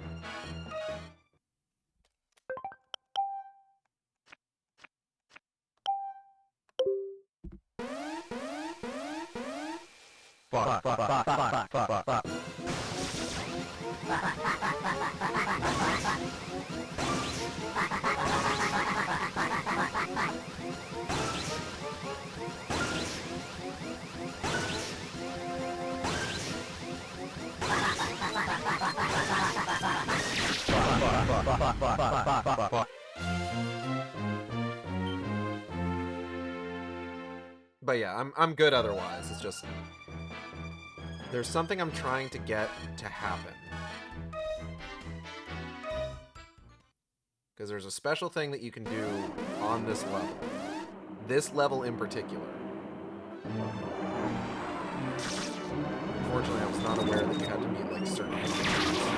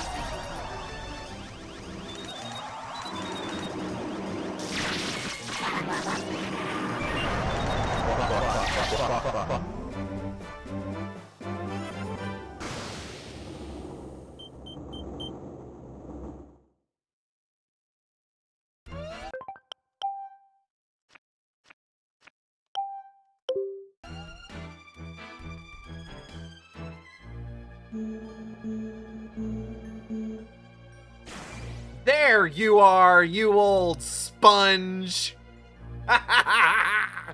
James McCloud has entered the fray.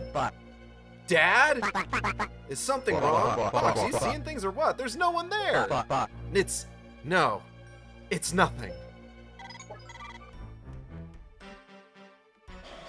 And yet...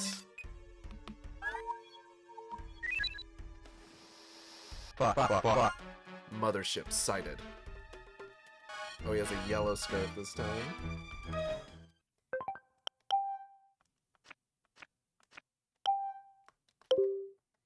All right.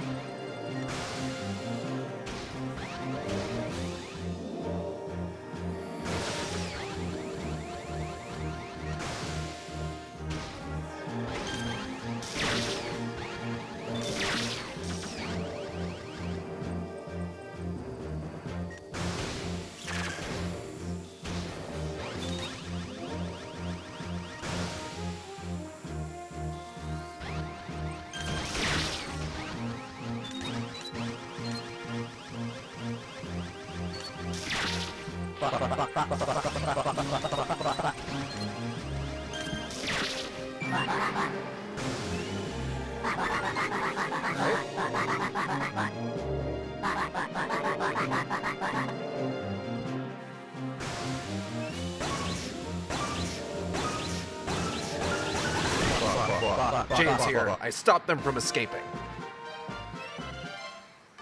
That has literally never stopped him in the past. You should know this, lad of Venom. Oh god, he's gonna watch his son fumble the McCloud bloodline in real time.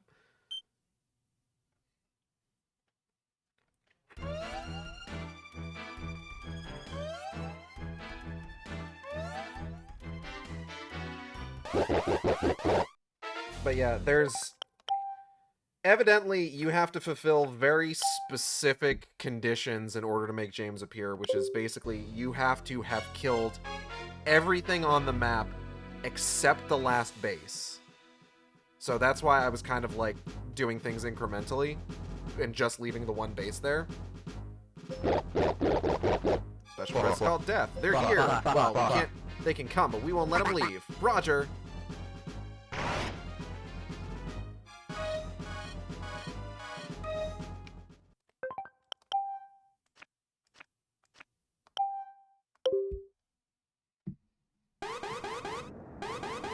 It's a very neat little Easter egg that you can get.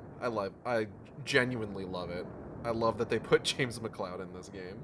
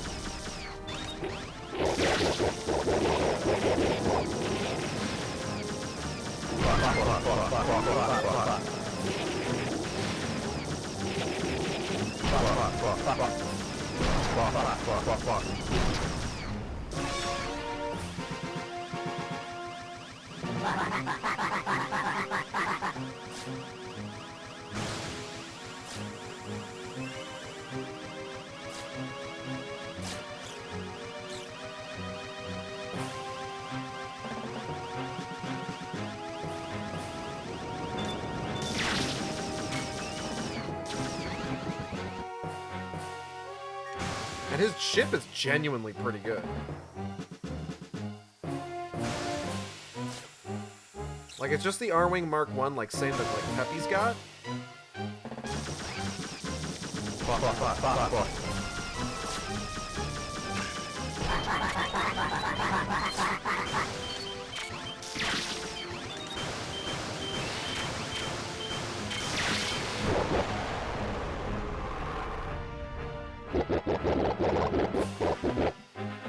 Whew, okay.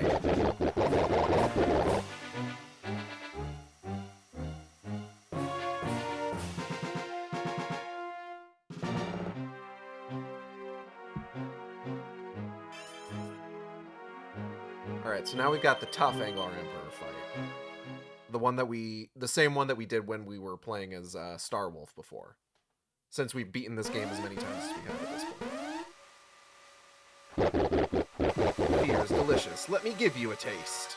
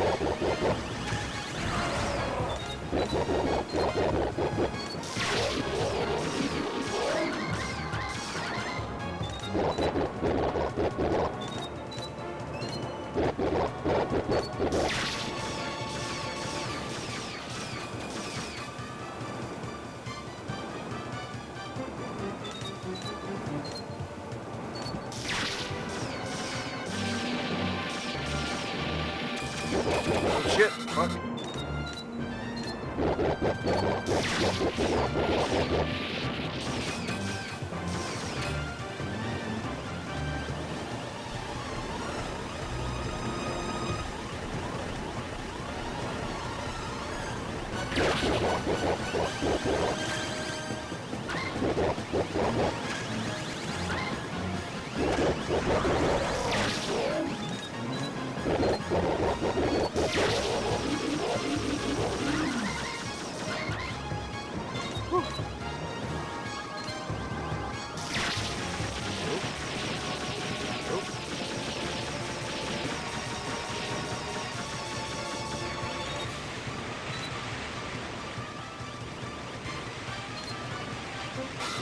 Fuck.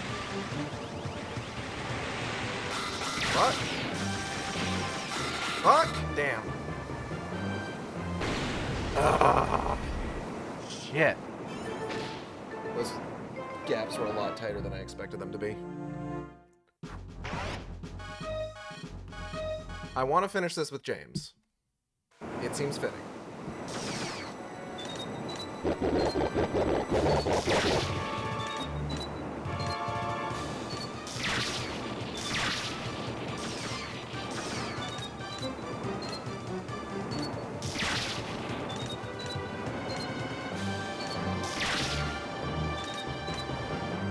Oh, shit.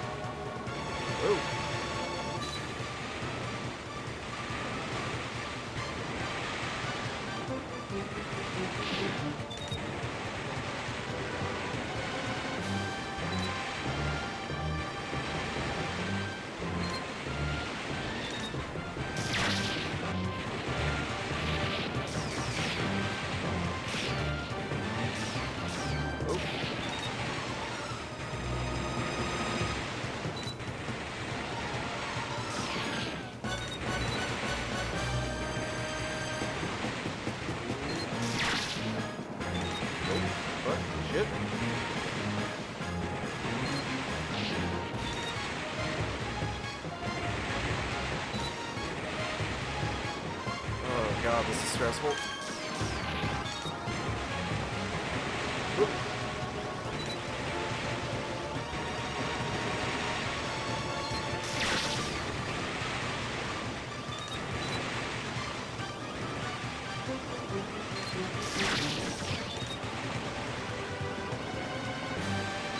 Ah, shit.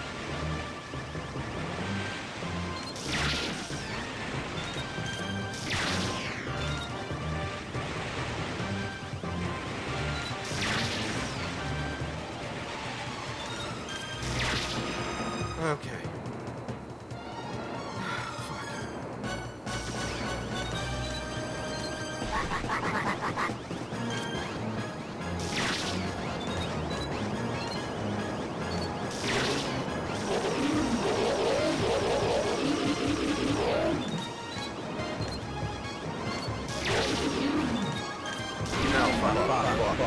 Good to go.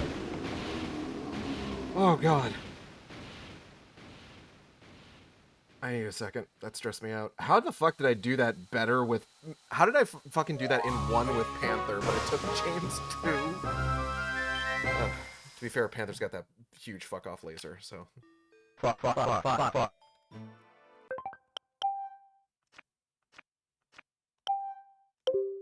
Anglar forces are totally destroyed. That was a little hairy at the end, eh, Fox? I'm just glad that everyone made it out alive. Well done. Alive, quote-unquote. Mission complete!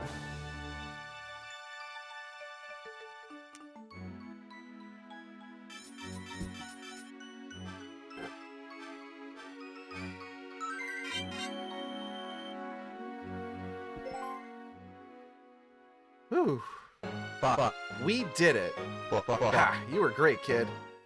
Thank you very much, sir. We got a lot of help this time, haven't we? It's a change, that's for sure. The important thing is that everyone's safe. Now let's make for Corneria.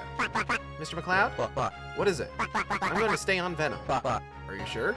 My grandfather gave the planet a new life. I think I owe it to him to see it protected. Dash, listen, I'm the man that killed your grandfather. I know, Mr. McCloud. I've always known that. You're not a bad guy. You don't need to apologize to me. In fact, it's me that should apologize. Dash, you had nothing to do with my father's death.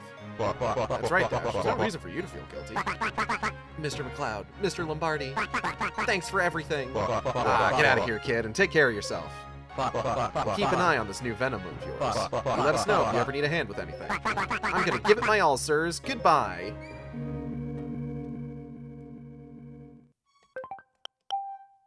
He's gonna give it his all, huh?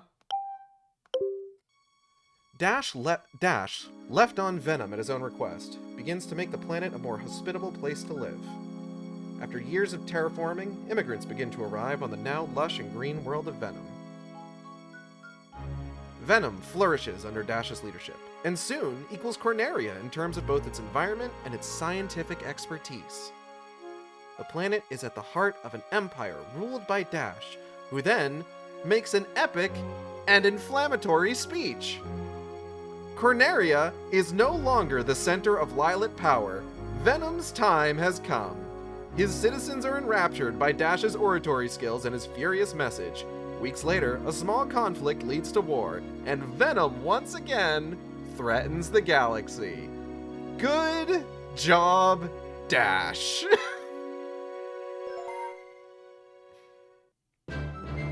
Star Fox Command, thank you for playing.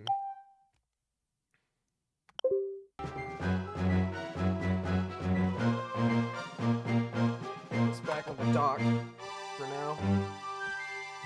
So that is the ending. Dash makes a choice. Good job, kiddo. That's the worst anybody's ever done it. Oh man, that was rough. But yeah, I wanted to make sure that I did that one before we got into our first Star Fox 2026 stream, so that we got our final pilot unlock, which was James McCloud. I wanted to show him off because, like, him being there is kind of, I like it. It's neat. It's a neat touch. But yeah, there are still, I want to say, I think we've got all but 2 endings.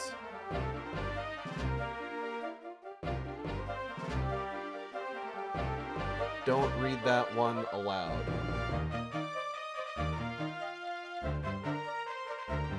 I want to say we've gotten all but 2 endings.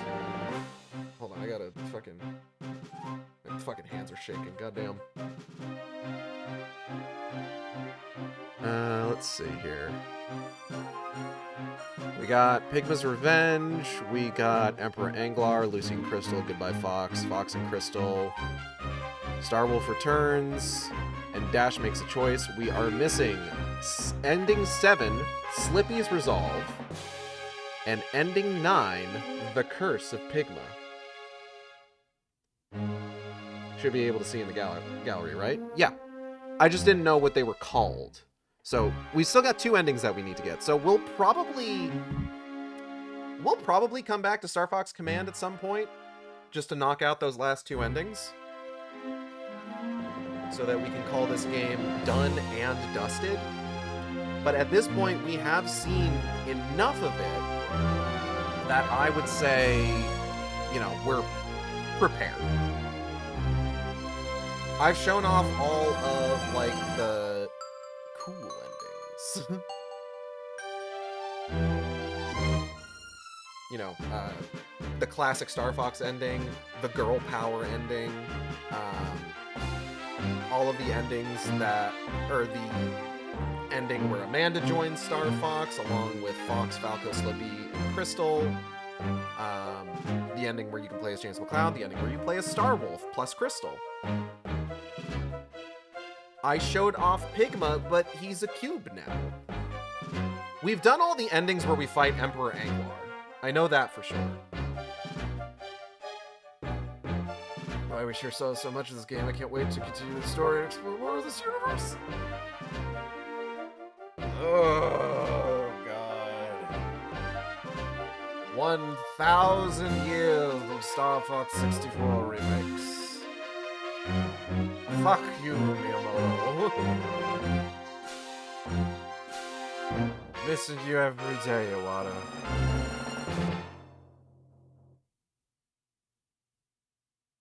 So before we end it for the night, we're going to go ahead and take a look at our boy James in the gallery.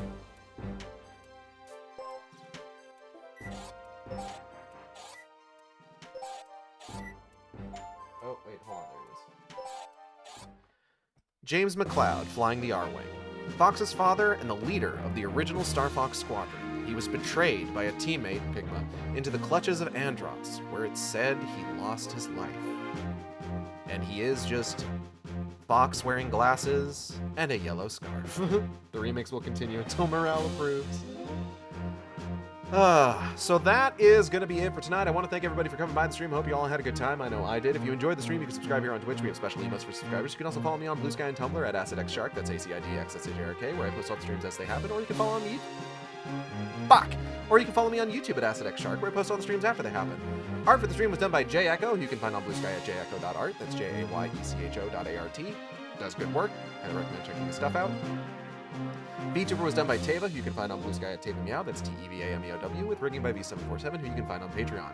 Upcoming streams, we're playing Star Fox Remake this week until we are done with it. If we finish it before the end of the week, then there is going to be Deltarune. And then Deltarune will continue next week.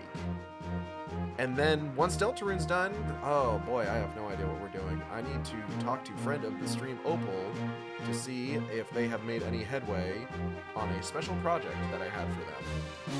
I don't know, maybe FBC Firebreak. Maybe we'll check that out, since we're going to need to do that ahead of Control Resident. I guess I need to play Deltarune instead of watching the stream. You've got time. You've got plenty of time. Because I'm not playing it tomorrow. We're playing Star Fox Remake on Thursday, bare minimum. Probably going into Friday. Maybe going into Saturday, depending, but we'll see. Do I know anybody streaming right now?